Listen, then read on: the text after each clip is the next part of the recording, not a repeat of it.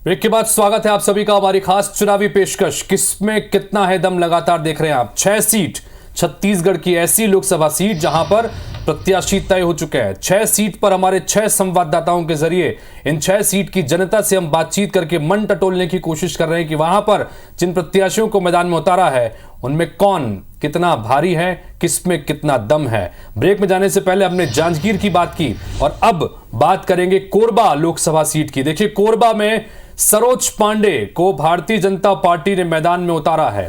राष्ट्रीय उपाध्यक्ष हैं पार्टी की, संगठन में बड़ी महत्वपूर्ण जिम्मेदारी। इससे पहले दुर्ग से सांसद रह चुकी हैं और ज्योत्सना महंत जो वर्तमान में कांग्रेस पार्टी की सांसद हैं वो एक बार फिर से मैदान में है। तो ये कोरबा की जंग बड़ी महत्वपूर्ण हो गई चूंकि 2 महिलाओं के बीच में इस बार यहां पर जंग होने जा रही है। महतारी वंदन की गूंज पर पूरे प्रदेश में चल भी रही है। ऐसे में कोरबा की यह जंग बड़ी दिलचस्प। और सरोज पांडे बता दें कि तेज तर्रार टेस्टिफाइड महिला नेता हैं, कार्यकर्ताओं के बीच में स्वीकार्यता है, लेकिन चुनौती यह है कि कोरबा से ये नहीं है तो और ये इनके लिए चुनौती बन सकता है। ज्योत्सना महंत के लिए भी कहें कि कांग्रेस की इकलौती स्वीकार्य महिला सांसद हैं इस वक्त और मौजूदा सांसद भी हैं, लेकिन क्षेत्र में काम न करने और प्रायोजक हैं राजयोग पेंट। खुशियां आपकी, रंग हमारे।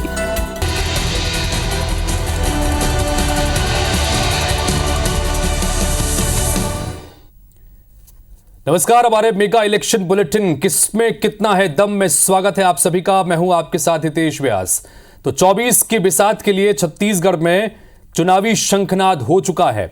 बीजेपी और कांग्रेस मिशन 11 के लिए छत्तीसगढ़ में कमर कस चुके हैं। हालांकि इस रेस में बीजेपी आगे निकलती दिख रही है। उसने सूबे की सभी 11 सीटों पर अपने पत्ते खोल दिए, यानी कि अपने 11 प्रत्याशियों का ऐलान कर दिया है, जबकि कांग्रेस ने पहली लिस्ट में सिर्फ 6 उम्मीदवारों के नामों का ऐलान किया है। अब खास बात यह है कि इस बार बीजेपी और कांग्रेस दोनों ने अपने हैवीवेट नेताओं को मैदान में उतारा है। कांग्रेस से जहां भूपेश बघेल, ताम्रध्वज साहू जैसे नेता मैदान में हैं, तो बीजेपी से कैबिनेट मंत्री बृजमोहन अग्रवाल और संतोष पांडे, सरोज पांडे जैसे दिग्गज ताल ठोक रहे हैं। फिलहाल 6 सीटों पर तस्वीर साफ हो चुकी है। आज हम आपको इन सभी 6 सीटों का ग्राउंड स्थिति क्या है, सभी की ग्राउंड रिपोर्ट आपके सामने रखेंगे और जानेंगे कि कहां पर किसका पलड़ा भारी नजर आ रहा है। किस रणनीति को ध्यान में रखते हुए भारतीय जनता पार्टी और कांग्रेस की तरफ से क्षत्रपों को मैदान में उतारा गया है। और अगले लगातार कुछ घंटे तक हम लगातार चर्चा करने के बाद एक एक सीट, यानी जिन 6 सीटों पर तस्वीर साफ हो चुकी है, वहां के आमने सामने की तस्वीर के साथ साथ तमाम जमीनी समीकरणों से आपको रूबरू कराएंगे। हमारे संवाददाता तमाम 6 सीटों से जुड़ेंगे और वहां पर मौजूद बीजेपी कांग्रेस के नेताओं कार्यकर्ताओं से बातचीत करेंगे, आम लोगों से बातचीत करेंगे और सभी आपके सामने रखेंगे कि आज किस में कितना है दम। लेकिन पहले इस रिपोर्ट के जरिए देखिए और समझिए कि क्या स्थिति छत्तीसगढ़ में अब तक बनती नजर आ रही है।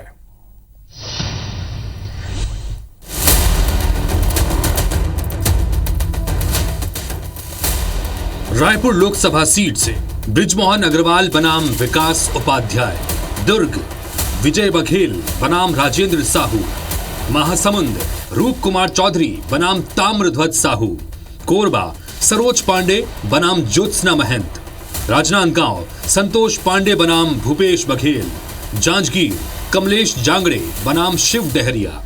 लोकसभा के रण में छत्तीसगढ़ की 6 सीटों पर सियासी बिसात बिछ चुकी है। 24 के चुनावी चौसर के लिए बीजेपी और कांग्रेस दोनों ने जिस तरह से मोहरे बिछाए हैं, उससे यह तो साफ है कि विधानसभा चुनाव के बाद कांग्रेस सत्तारूढ़ बीजेपी को लोकसभा चुनाव में वॉकओवर देने के मूड में बिल्कुल नहीं है। इससे पहले सभी 11 सीटों पर प्रत्याशी उतारने वाली भाजपा तंज कस रही थी कि कांग्रेस के सभी बड़े नेता डरे हुए हैं और इसलिए कोई चुनाव नहीं लड़ना चाहता। लेकिन कांग्रेस ने अपनी पहली सूची में 6 सीटों पर एक पूर्व सीएम, 2 पूर्व मंत्री, 1 सांसद और 1 पूर्व विधायक को मैदान में उतार दिया है। हमारा लिस्ट देखने के बाद भारतीय जनता पार्टी सदमे में अभी तो सिर्फ 6 लिस्ट आए ना, आने वाला कल या परसों देखिए 5 लिस्ट जब आएगा ना, भारतीय जनता पार्टी का फिर पूरा बोलती बंद हो जाएगा। कांग्रेस की लिस्ट पर उप मुख्यमंत्री अरुण साव का कहना है कि जिन्हें भी कांग्रेस ने मौका दिया है वो सब हारे हुए चेहरे हैं। साव ने प्रदेश की सभी 11 सीटें जीतने का दावा किया है। डबल इंजन की सरकार बनाने के लिए छत्तीसगढ़ की 11 सीटें छत्तीसगढ़ की जनता नरेंद्र मोदी जी की झोली में, भारतीय जनता पार्टी की झोली में डालेगी। आप देख रहे हैं ये हारे पीटे मोहरे हैं जिनको कांग्रेस पार्टी ने चुनाव के मैदान में उतारा है। विधानसभा चुनाव में मिली हार की हताशा से आगे निकलकर दिग्गजों को मैदान में उतारकर कांग्रेस ने मैसेज दिया है कि वो लोकसभा चुनाव में भाजपा को वॉकओवर नहीं बल्कि कड़ी चुनौती दे रही है। दूसरी तरफ मोदी की गारंटी के दम पर चुनावी मैदान में डटी भाजपा किसी भी चुनौती के लिए तैयार रहने और सभी 11 सीट जीतने का दावा कर रही है। अब प्रदेश की जनता को तय करना है किसमें कितना है दम। रायपुर से स्टार जैन के साथ इलेक्शन डेस्क IBC 24। तो अब इन 6 सीटों पर छत्तीसगढ़ की तस्वीर साफ हो चुकी है कि भारतीय जनता पार्टी की तरफ से कौन मैदान में है और कांग्रेस की तरफ से कौन मैदान में है। और अब फैसला जनता को करना है। जनता को यह देखना है कि किस में कितना है दम। लिहाजा आज अपने इस खास कार्यक्रम के जरिए 6 सीटों पर क्या स्थितियां हैं, 6 सीट पर 6 रिपोर्टर के साथ में हमारी पूरी टीम तैयार है और वहां की जनता के साथ में हम ये जानने की कोशिश करेंगे कि वहां की जनता अपने इन प्रत्याशियों को लेकर क्या सोचती है, किन रणनीतियों के साथ में भारतीय जनता पार्टी ने यहां पर मैदान में उतारा है और किन रणनीति के साथ में यहां पर कांग्रेस ने काउंटर करने की कोशिश की है। सौरभ सिंह परियार हमारे साथ में रायपुर से सीधे जुड़े हुए हैं। महासमुंद सीट से क्या कुछ स्थितियां बन रही हैं। राजेश मिश्रा हमारे साथ में वहां से सीधे जुड़े हुए हैं। जांजगीर चांपा से हमारे सहयोगी अविनाश पाठक आज आपको रिपोर्टिंग करेंगे और वो ये बताएंगे कि जांजगीर चांपा में जिस तरह का मुकाबला है उसके लिए किस तरह की परिस्थितियां बन रही है। राजनांदगांव से हमारे सहयोगी राहुल सौमित्र आपको नजर आ रहे हैं और राजनांदगांव पहुंचे हुए हैं अपने खास कार्यक्रम माहौल टाइट है के लिए, लेकिन वहां की जनता से बात करके वो ये भी बात करेंगे कि आज राजनांदगांव में जिस तरह से हम बात कर रहे हैं कि किस में कितना है दम। कोरबा से हमारे सहयोगी जितेंद्र थवाइत बने हुए हैं। जितेंद्र थवाइत से हम जानेंगे कि कोरबा में किस तरह की परिस्थितियां बन रही हैं और हमारी सहयोगी कोमल धनेसर इस वक्त दुर्ग में मौजूद हैं और दुर्ग में भी तस्वीर चुकी साफ हो चुकी है, तो यहां पर भी बात करेंगे कि किस में कितना है दम। तो चलिए शुरू करते हैं इस शो की और सबसे पहले बात करते हैं आमने सामने की क्या स्थिति बन रही है वो आपने इस रिपोर्ट के जरिए देखा। सबसे पहले चलते हैं जांजगीर से हमारे सहयोगी अविनाश पाठक के पास चलते हैं। अविनाश, जांजगीर में कमलेश जांगड़े का मुकाबला शिव डहरिया से होने जा रहा है। शिव डहरिया जो कि पूर्व में मंत्री रह चुके हैं, छत्तीसगढ़ में जब कांग्रेस की सरकार थी उसमें चुनाव हार गए थे, लेकिन कांग्रेस पार्टी ने उनको वहां से मैदान में उतारा है। अब जांजगीर इसलिए भी महत्वपूर्ण अविनाश कि जांजगीर जिले की जितनी भी विधानसभा सीटें हैं, यानी 8 विधानसभा सीटें, 8 के 8 विधानसभा सीटों पर इस वक्त कांग्रेस का कब्जा है। ये एकमात्र जिला ऐसा है जहां पर इतनी मुफीद स्थितियां जो हैं कांग्रेस के लिए हैं। लेकिन यहां से कमलेश जांगड़े को मैदान में उतारा है, एक महिला को मैदान में उतारा है। जनता से जरा बातचीत कीजिए कि किस तरह की वहां पर स्थिति है, किस में कितना दम नजर आ रहा है, क्या समीकरण थे अविनाश?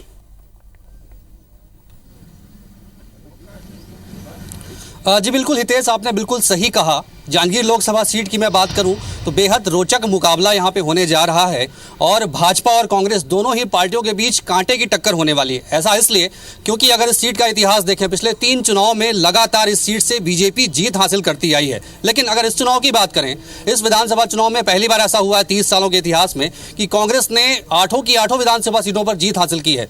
भाजपा पिछले चुनाव के हिसाब से जीत के दावा कर रही है, तो कांग्रेस विधानसभा चुनाव में जो परिणाम आए हैं उसकी वजह से जीत का दावा कर रही है। लेकिन जो हार जीत तय करने वाली है वो जनता है और जनता है वो मुद्दों पर बात करेगी, स्थानीय समस्याओं को लेकर बात करेगी। क्या कहेंगे आप, जिस तरह से स्थिति निर्मित हो रही है इस चुनाव में क्या कुछ मुद्दे रहेंगे? जी बिल्कुल, देखिए अभी युवा होने के नाते 25 साल जिला को बने हुए हो गए, लेकिन अब तक यहाँ मेडिकल कॉलेज की स्थापना नहीं हुई है और इसके बाद जो है ये बड़ा मुद्दा हो सकता है, क्योंकि विडंबना वाली बात है कि उच्च मेडिकल शिक्षा के लिए जो युवा है वे बाहर जा रहे हैं। क्या लगता नहीं यहाँ पे शिक्षा को लेकर कोई प्रयास हो रहे हैं, नहीं हो रहे हैं, क्या लग रहा है?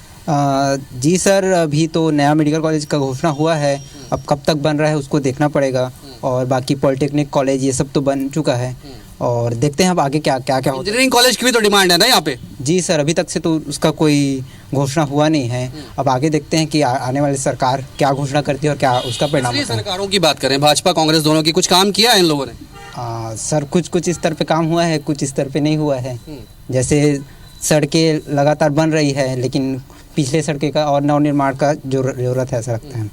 मुझे ये बताया जा रहा है कि इस इलाके में पलायन, बेरोजगारी एक बड़ा मुद्दा है, क्या सही है ये बात और क्या कुछ स्थितियां हैं? जी बिल्कुल सही है, और कई लोग ऐसे हैं जो पढ़ चुके हैं, ग्रेजुएट हो चुके हैं, उनको अभी तक रोजगार नहीं मिला है, तो ये बहुत बड़ी मुद्दा हो सकता है। और कुछ क्या स्थानीय समस्याएं क्या है और लोकसभा चुनाव में क्या देखकर वोट करेंगे आप लोग? जी सर, पेट्रोल का जो प्राइस है वो पिछले 3 साल से कम नहीं हुआ है, 102 रुपये अभी भी है, तो उस पर ज़्यादा फोकस रहेगा हम। रसोई गैस महंगा किया है सर, सस्ता किया है केंद्र ने अभी सर, तो चुनाव के पहले कर रहे हैं तो कोई मतलब भी तो नहीं है, ठीक है। पहले 1 साल लूट रहे हैं, उसके बाद कम कर क्या मतलब का? ये वोटर बोल रहा है, मैं आपसे जवाब लेने आऊंगा कि चुनाव के समय में कीमतें कम की जा रही है, और क्या मुद्दे हैं इस चुनाव में? यहाँ विकास को लेकर होना चाहिए, सड़कें का निर्माण अच्छी हुई है, लेकिन बहुत सारी ऐसी जगह हैं जहाँ पे दोबारा से निर्माण की जा रही है, तो इसको डेवलप करना चाहिए कि लंबी सड़कें का निर्माण हो, मजबूती सड़कें हो। कई ट्रेनों के स्टॉपेज की भी तो मांग आप लोग कर रहे हैं ना? जी हाँ, उसकी समस्या भी है। यहाँ नैला का ओवर ब्रिज की लंडर ब्रिज के लिए यहाँ घंटों लोगों को आने जाने में दिक्कत सामना करना पड़ता है। कई बार तो यहाँ ट्रेन लगातार आती जाती रहती है, तो उससे आने जाने में भी दिक्कत रहती है। और अंडर ब्रिज बना हुआ है, उसमें बारिश के समय वहाँ बहुत ज़्यादा पानी भर जाता है, तो उससे आने जाने में लोगों को दिक्कत का सामना करना पड़ता है। अच्छा, ये बताइए इस चुनाव में क्या देखकर वोट करेंगे आप? हम स्वास्थ्य को देख के वोट करेंगे, क्योंकि 25 साल हो गया जिला को बने, लेकिन स्वास्थ्य विभाग आज भी बीमार है, वहाँ सुविधा नहीं है। डॉक्टरों की कमी है, यहाँ पे हॉस्पिटल मेडिकल कॉलेज स्वीकृत हुआ है, डॉक्टरों की कमी है, बर्न यूनिट नहीं है, कई असुविधाएं हैं, सिर्फ रिफर सेंटर बन के रही है। चलिए जिम्मेदार जनप्रतिनिधियों से बात करते हैं, और क्या कहेंगे जिस तरह की समस्याओं की बात कही जा रही है। युवा तो पूरी समस्याएं गिना रहे हैं, ये आरोप लग रहे हैं कि चुनाव के समय में कीमतें कम होती हैं, लुभाने की कोशिश की जाती है मतदाताओं। नहीं, निश्चित रूप से उनकी जो मांग है, जो कह रहे हैं सत्य कह रहे हैं। चुनाव के समय कीमत कम की जा रही है, डीजल पेट्रोल का भाव बढ़ा हुआ है, ट्रेन के टिकट अभी पैसेंजर जो 20 रुपया था, खाली चुनाव है तो 10 रुपया किया गया है। और भाई साहब ने जिस बात को कहा कि मेडिकल कॉलेज की माननीय भूपेश बघेल जी ने घोषणा किया था, मेडिकल कॉलेज इस बार बजट में उसका प्रावधान हो गया, और कल ही माननीय महामहिम राज्यपाल ने दस्तखत करके उसकी भी स्वीकृति दे दी गई है।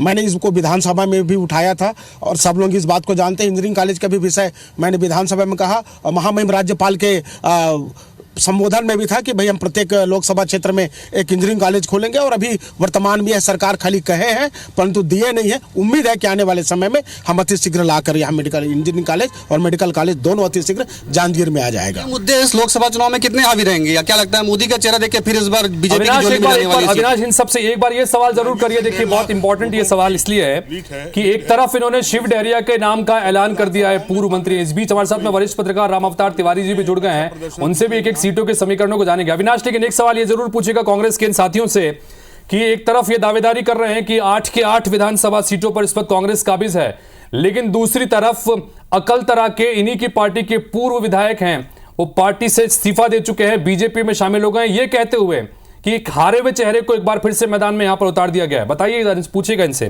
क्या ये चुनौती नहीं बनेगा? पर वोट मांगना हो तो उनको घुमा दें, हमारी जो 1.5 लाख की लीड है वो 3 लाख हो जाएगी। दूसरा चीज ये है कि सेंट्रल गवर्नमेंट ने इस अंचल पे विशेष रूप से पता नहीं क्यों सौतेला व्यवहार किया है। एक भी लोकल ट्रेन, एक भी ट्रेन नहीं चली नहीं जांजगीर में। जिला स्तर का अविनाश, सुन पा रहे हैं आप मुझे? जांजगीर चांपा जिला मुख्यालय है, पर एक भी ट्रेन नहीं चल रही है। चलिए, समस्याएं हैं। एक बड़ा सवाल कि अकल तरह के पूर्व विधायक ने आरोप लगाया कि हारे हुए प्रत्याशी को कांग्रेस ने चुनावी मैदान में उतारा है, पार्टी से इस्तीफा देने की बात चली, क्या कहेंगे, ये किस तरह का मुद्दा है? नहीं, कहीं पे हारे वाली बात नहीं है। वो पूर्व से भी इस लोकसभा क्षेत्र से बिलाईगढ़ और पलारी के पूर्व विधायक रहे हुए हैं, और सांसद के उम्मीदवार पार्टी ने सोच समझ कर दिया है, जीत उनकी सुनिश्चित है। विधानसभा में तो हारे हैं ना? विधानसभा, लोकसभा में हम कार्यकर्ताओं के बल पर उनको जिता के भेजेंगे। चलिए ये बताइए, मुद्दे कितने हावी रहेंगे इस बार? पिछले 3 बार से लगातार बीजेपी जीत रही है, मोदी का चेहरा रहेगा या क्या कुछ रहेगा जीत के लिए इस बार? मैं तो आपको बता दूं कि इस लोकसभा क्षेत्र से भारतीय जनता पार्टी का प्रत्याशी देश की संसद में प्रतिनिधित्व 3 बार से नहीं कर रहा है। विगत 5 बार से इस क्षेत्र में 4 बार लगातार, और जांजगीर लोकसभा क्षेत्र में, और उसके पहले इस क्षेत्र के जो 5 विधानसभा क्षेत्र थे, जो पहले पूर्ववर्ती परिसीमन के पहले सारंगगढ़ लोकसभा क्षेत्र में था, वहाँ से भी हम भारतीय जनता पार्टी के प्रत्याशी, मैं अपनी बात पूरी रखूँगा, सारंगगढ़ लोकसभा क्षेत्र से जीतते रहे हैं। आने वाले चुनाव में भारतीय जनता पार्टी की प्रत्याशी जो हमारी बहन है कमलेश जांगड़े जी, भारी बहुमत से जीतेंगी, इस क्षेत्र का लोकसभा में प्रतिनिधित्व करेंगी, और इस क्षेत्र के चहुमुखी विकास के लिए और जनता के कल्याण के लिए संसद में अपनी बात रखेंगे। 8 विधायक है, कांग्रेस की चुनौती नहीं है बीजेपी के पास? भारतीय जनता पार्टी के लिए ये चुनाव कोई चुनौती नहीं है। मैं ये बताना चाहूँगा कि मोदी की गारंटी पहली बार प्रदेश में हो रहा है कि मोदी जी की गारंटी जो हम चुनाव में लेकर आए थे, 33% से ज़्यादा मोदी जी की गारंटी को हम लोग ने पूरी कर दी। आज हमारी महिलाओं के खाते में 1000 रुपये आना चालू हो जाएगा। किसानों को जो हम बोनस की बात की 12 तारीख को आना चालू हो जाएगा। तो मोदी की गारंटी के ऊपर हम चुनाव लड़ रहे हैं। और कहीं ना कहीं जब हमारे दिनेश शर्मा जी बोल रहे थे कि हम लोग 1,53,000 से जीते, मैं बताना चाहूंगा कि इस चुनाव में मोदी जी के चेहरे पर चुनाव लड़ रहे हैं। जो 400 पार की बात कर रहे हैं उसमें जांजगीर चांपा सीट भी है और हम लोग 2 लाख मुद्दे बहुत है, लेकिन ये जो युवा है वो समस्याएं गिना रहे हैं, चाहे मेडिकल कॉलेज की बात करें, पलायन की बात करें, बेरोजगारी की बात करें। क्या इन मुद्दों को महत्व नहीं दिया जाएगा? बिल्कुल। क्या है कि देखिए, भारतीय जनता पार्टी 15 साल तक सरकार में थी। युवाओं के लिए, बेरोजगारों के लिए, किसानों के लिए, महिलाओं के लिए जो विकास का काम छत्तीसगढ़ में हुआ है, निश्चित रूप से 5 साल में जब भूपेश सरकार आई है तो पूरा विकास ठप हो गए हैं। भूपेश सरकार खाली बोली भर थी, किसी प्रकार का कोई वादा पूरा नहीं किया। हम लोग जो कहते हैं वो सब करते हैं। निश्चित रूप से जो मेडिकल वाली बात जो आ रही है, मेडिकल कॉलेज वाली, छत्तीसगढ़ सरकार को स्वीकृति केंद्र सरकार देती है, लेकिन आवेदन यहाँ से जाता है। लेकिन यहाँ पे जो राज्य सरकार थी, कांग्रेस सरकार थी, उनने यहाँ से कोई प्रस्ताव नहीं भेजा। इस कारण से मेडिकल कॉलेज स्वीकृत नहीं हो पाया था, जबकि इसको 2-3 साल पहले हो जाना चाहिए था। यहाँ से प्रस्ताव जाता तो केंद्र से निश्चित रूप से इसकी स्वीकृति मिलती। हॉस्पिटल तो लेकिन रिफर सेंटर बंद कर रहा है ना, डॉक्टरों की कमी है, बहुत बड़ा इशू है यहाँ का। देखिए, अभी डबल इंजन की सरकार है। इससे पहले भूपेश सरकार केवल कमीशन खोरी और जो अधिकारियों की नियुक्ति करते थे उसमें पैसा लेकर के नियुक्ति करते थे। आज के डेट में वो सारा चीज़ समाप्त कर दी गई है और पारदर्शिता के साथ अधिकारियों और जनता के साथ डायरेक्ट संबंध रहेगा। कोई बीच में बिचौलिए नहीं रहेंगे, कोई कांग्रेसी बीच में बिचौलिए नहीं बन करके आएंगे। क्या पारदर्शिता काम हो रहा है? ये तो बोल रहे हैं कि सुशासन आ गया है, सब कुछ अच्छा हो रहा है। बिल्कुल गलत बोल रहे हैं, कोई सुशासन नहीं आया है। और अभी हमारे भाई साहब बोल रहे थे कि आपका जो सांसद का प्रत्याशी है वो हारा हुआ है। मैं इनको बताना चाहूँगा कि इनका जो प्रत्याशी है वो जिला पंचायत चुनाव हारी हुई है। हमारा जो प्रत्याशी के लिए जो बोल रहे हैं, इनका जो कमलेश जांगड़े जी हैं वो जिला पंचायत को हारी हुई है। चुनौतियाँ क्या रहेंगी इस बार? चुनौतियाँ ये है कि जो बीजेपी धर्म के नाम पर अभी तक जनता को गुमराह करके चुनाव जीतती थी, वो इस बार मुद्दों में उसको उतारेंगे और मुद्दों में जवाब देना पड़ेगा और हम बराबर की टक्कर देंगे। मोदी का चेहरा कितना काम लाभदायक साबित रहेगा इस बार? देखिए, मोदी की गारंटी जैसे अमर सुल्ताना जी ने कहा, उसके दम पर हम चुनाव लड़े, जबकि हमारे लोकसभा के 8 विधानसभा की जनता ने उनकी गारंटी को पूरी तरह नकार दिया। विधानसभा में चुनाव जीत के आए, निश्चित रूप से लोकसभा में हम लाख वोट से जीत जाएंगे। और लोगों से बात करते हैं। इधर जी, आप कुछ बता रहे थे जी। इन लोग मोदी की गारंटी की बात करते हैं, पहले भी गारंटी दिए थे वो अच्छे दिन आएंगे, काला धन आएंगे, 15 लाख रुपए देंगे। चलिए, तो कुल मिलाकर जिस तरह से अभी जांजगीर लोकसभा क्षेत्र में मौजूद हमारे सहयोगी अविनाश पाठक वहां पर आम लोगों से भी और कांग्रेस के प्रतिनिधियों से, बीजेपी के प्रतिनिधियों से जिस तरह से बात कर रहे हैं, तो ये तो तय है कि पलायन के साथ साथ रोजगार, मेडिकल कॉलेज से संबंधित कुछ बुनियादी समस्याएं यहां पर हैं जिसको लेकर काम होना चाहिए था, लेकिन हुआ नहीं है। जैसा अविनाश ने बताया कि पिछले 3 लोकसभा चुनाव से लगातार भारतीय जनता पार्टी यहां पर चुनाव जीतती रही है। ऐसे में कांग्रेस पार्टी के लिए भी चुनौतियां रहने वाली है। बहरहाल यहां से राम अवतार तिवारी जी के पास चलते हैं। राम अवतार जी, जांजगीर लोकसभा सीट में तस्वीर साफ है, कमलेश जांगड़े के रूप में एक नए महिला चेहरे को यहां पर मैदान में उतारा है। एससी सीट है, एससी आरक्षित सीट है, नया चेहरा है, जनता के बीच में स्वीकार्यता है, लेकिन चुनौतियां उनके सामने भी हैं कि कार्यकर्ताओं में थोड़ी सी पकड़ कम नजर आती है। शिव डहरिया पूर्व मंत्री रह चुके हैं, कद्दावर चेहरा है, लेकिन इलाके में उनकी भी सक्रियता की सवाल हमेशा से रहे हैं। जांजगीर की इस जंग को आप किस तरह से देख रहे हैं? देखिए, यहाँ पर विधानसभा जो सीट है वो कांग्रेस की ज़्यादा है, तो इसलिए कांग्रेस के जो लोग हैं आशान्वित ज़्यादा हैं, उत्साहित ज़्यादा हैं और सक्रियता ज़्यादा दिखा रहे हैं, पहली बात। दूसरी बात ये है कि वहाँ पर बसपा का प्रभाव रहता है। वो बसपा किस तरफ जा रही है, क्या कर रही है, अभी तय नहीं हुआ है। तीसरी बात जो है कि इस इलाके को धान का इलाका कहा जाता है और किसान का इलाका कहा जाता है। वो किसान जो है पिछड़े वर्ग के भी हैं, सामान्य वर्ग के भी हैं, वो किस तरफ जाते हैं ये देख रहे हैं। चौथी बात जो है वो भाजपा इस सीट को चुनौती वाली सीट मानकर चल रही है। वो इसलिए चल रही है कि ज़्यादातर विधायक जो कांग्रेस के हैं, सभी विधायक कांग्रेस के हैं, कांग्रेस के सभी हैं, तो इसलिए जो है भाजपा विशेष रणनीति वहाँ पर से काम कर रही है और उसमें आदिवासी इलाका है, सामान्य इलाका है, वो इन इलाकों में क्या रहता है भूमिका, सामान्य वर्ग की क्या भूमिका रहता है, ये आगामी दिनों पता चलेगा। इसमें क्योंकि सी डहरिया उस क्षेत्र में पहले सक्रिय रहे हैं, पहले विधायक उस क्षेत्र के रहे हैं और अनुसूचित जाति के लिए आरक्षित सीट है। लगातार वहाँ पर एक समय परसराम भारद्वाज जी उस इलाके से और दाऊराम रत्नाकर बड़े बड़े नेता उस तरफ से सक्रिय रहे हैं। अब परिसीमन के बाद उस इलाके में जिस तरह से और सक्रियता होनी चाहिए कांग्रेस की और भाजपा की दोनों, वो किस करवट बैठती है वो आगे जाके पता चलेगा। भाजपा ने महिला प्रत्याशी दिए हैं और उस पहले जिला पंचायत चुनाव लड़ चुकी है, परंतु ये चर्चित चेहरे हैं और सक्रिय चेहरे हैं।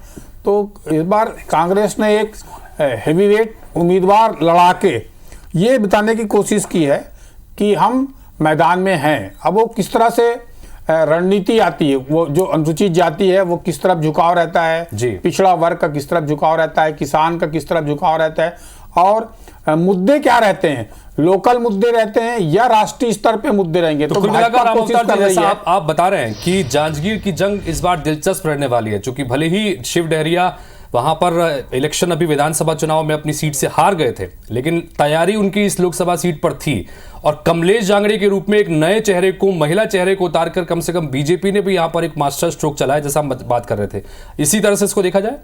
हाँ, भाजपा ने देखिए महिला को एक उतारकर उन्होंने जो महिला आरक्षण बिल लाए हैं, महिला प्रतिनिधित्व दिया है, महातारी वंदन उनका विधानसभा चुनाव में सक्सेस रहा है, तो एक महिलाओं को जोड़ने के हिसाब से वो सीट में उन्होंने समीकरण दिया है। अब आज ही वो मातारी वंदन का पैसा देने की तैयारी है, किसानों का पैसा देने, तो एक तरह से भाजपा अपनी रणनीति में लगी हुई है। नारी शक्ति के दम पर जो है भारतीय जनता पार्टी इस बार इस लोकसभा चुनाव में भी दांव खेलती नजर आ रही है, इसमें कोई दो राय नहीं है। अविनाश का बहुत बहुत शुक्रिया। अविनाश ने चूंकि वहां के तमाम समीकरणों से भी रूबरू कराया, जनता से भी बातचीत की और बीजेपी कांग्रेस के प्रतिनिधियों से भी बातचीत की। सहयोगी लेकिन लगातार वहां पर बने रहेंगे और रामावतार तिवारी जी ने जिस तरह से कहा कि लगातार वहां पर कांग्रेस बीजेपी के बीच में जंग बड़ी महत्वपूर्ण होगी, कांग्रेस बीजेपी की तरफ से एक महिला चेहरे को उतारा गया। एक ब्रेक के लिए यहां पर रुक रहे हैं, ब्रेक के बाद भी हमारी एक खास पेशकश लगातार जारी है और ब्रेक के बाद जब हम लौटेंगे तो बात करेंगे कोरबा लोकसभा सीट की, जहां पर चूंकि महिलाओं का जिक्र हो रहा था,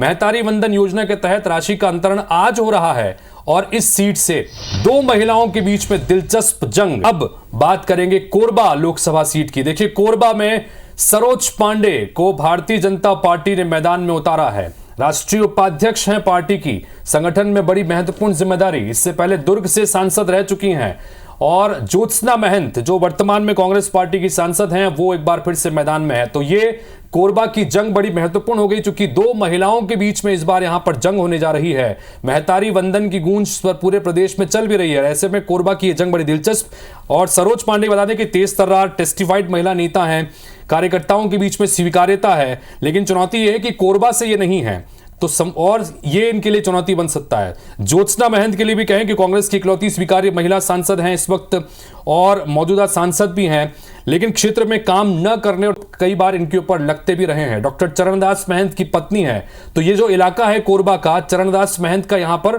प्रतिनिधित्व देखने को मिलता है, उनका वर्चस्व देखने को मिलता है। इस सीट से वो सांसद भी रह चुके हैं और जब वो सांसद थे तो केंद्र में मंत्री भी रह चुके हैं। तो कुल मिलाकर यही कई सारे समीकरण हैं, तो इसकी वजह से कोरबा की जंग बड़ी दिलचस्प हो चली। चलिए सीधे कोरबा चलते हैं।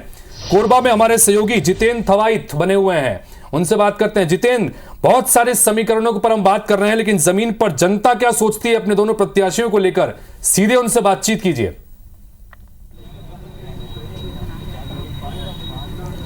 बिल्कुल रितेश, देखिए 2024 का चौसर और कोरबा लोकसभा की अगर हम बात करें तो कोरबा लोकसभा प्रदेश का एनर्जी इंडस्ट्री कैपिटल कहा जाता है और यहाँ पर कहें तो दो क्षत्रप इस बार चुनावी मैदान में है, दो महिला प्रत्याशी, दमदार महिला प्रत्याशी चुनावी मैदान में है।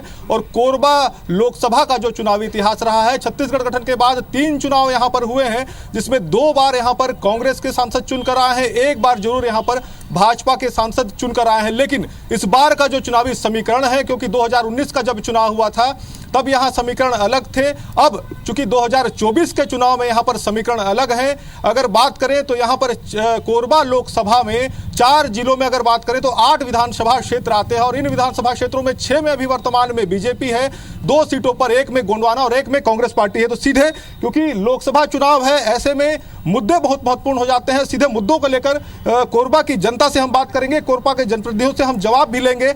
ऐसे में सीधे हम शुरू करते हैं और जनता से बात करते हैं क्या लगता है, क्योंकि जिस तरह से चुनावी चौसर बिछी है, कोरबा लोकसभा के क्या कुछ मुद्दे हैं, 2 दिग्गज चुनावी मैदान में है। देखिए, सबसे पहले तो समस्या का पर्याय बन चुके कोरबा विधानसभा में आपका स्वागत है।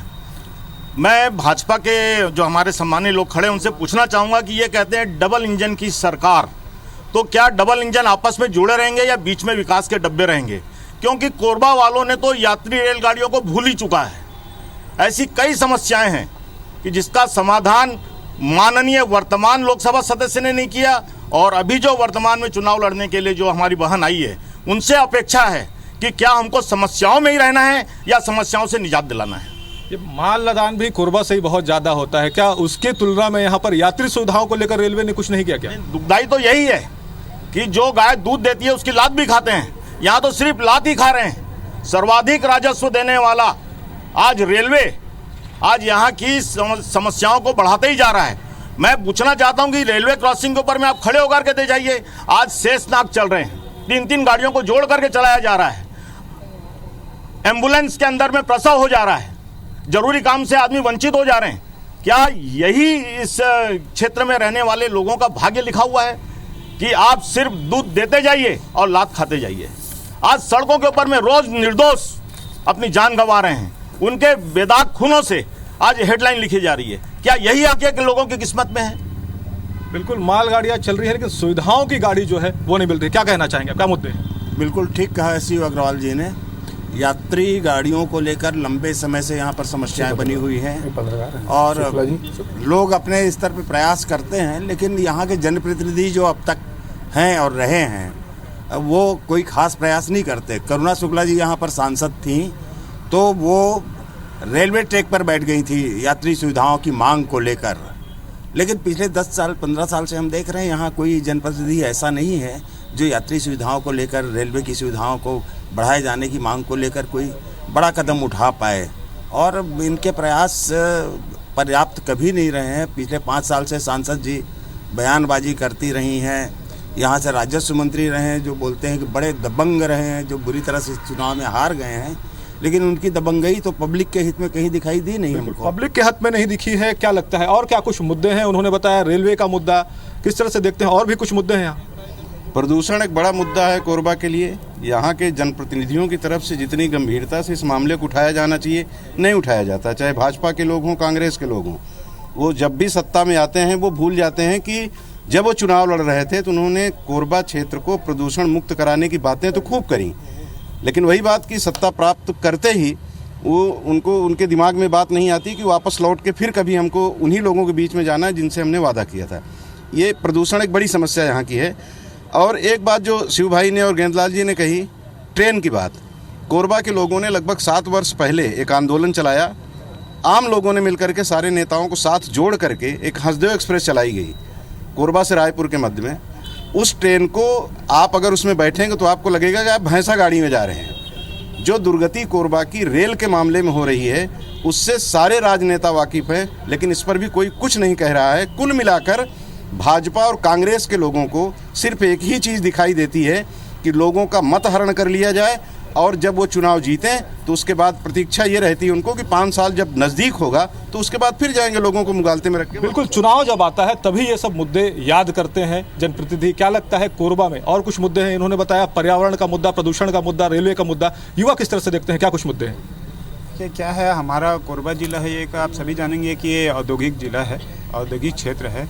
यहाँ लाखों मजदूर हैं और बहुत से उद्योग मिल करके हमारे यहाँ एक IT कॉलेज खोले थे ताकि यहाँ के लोग जो हैं वहाँ जो यहाँ रहने वाले हैं उनके बच्चे अच्छे शिक्षा प्राप्त कर सकें। आज के समय में इस IT कॉलेज से एक भी प्लेसमेंट नहीं है, सिर्फ इसकी वजह से आज वो कॉलेज बंद होने के कगार में।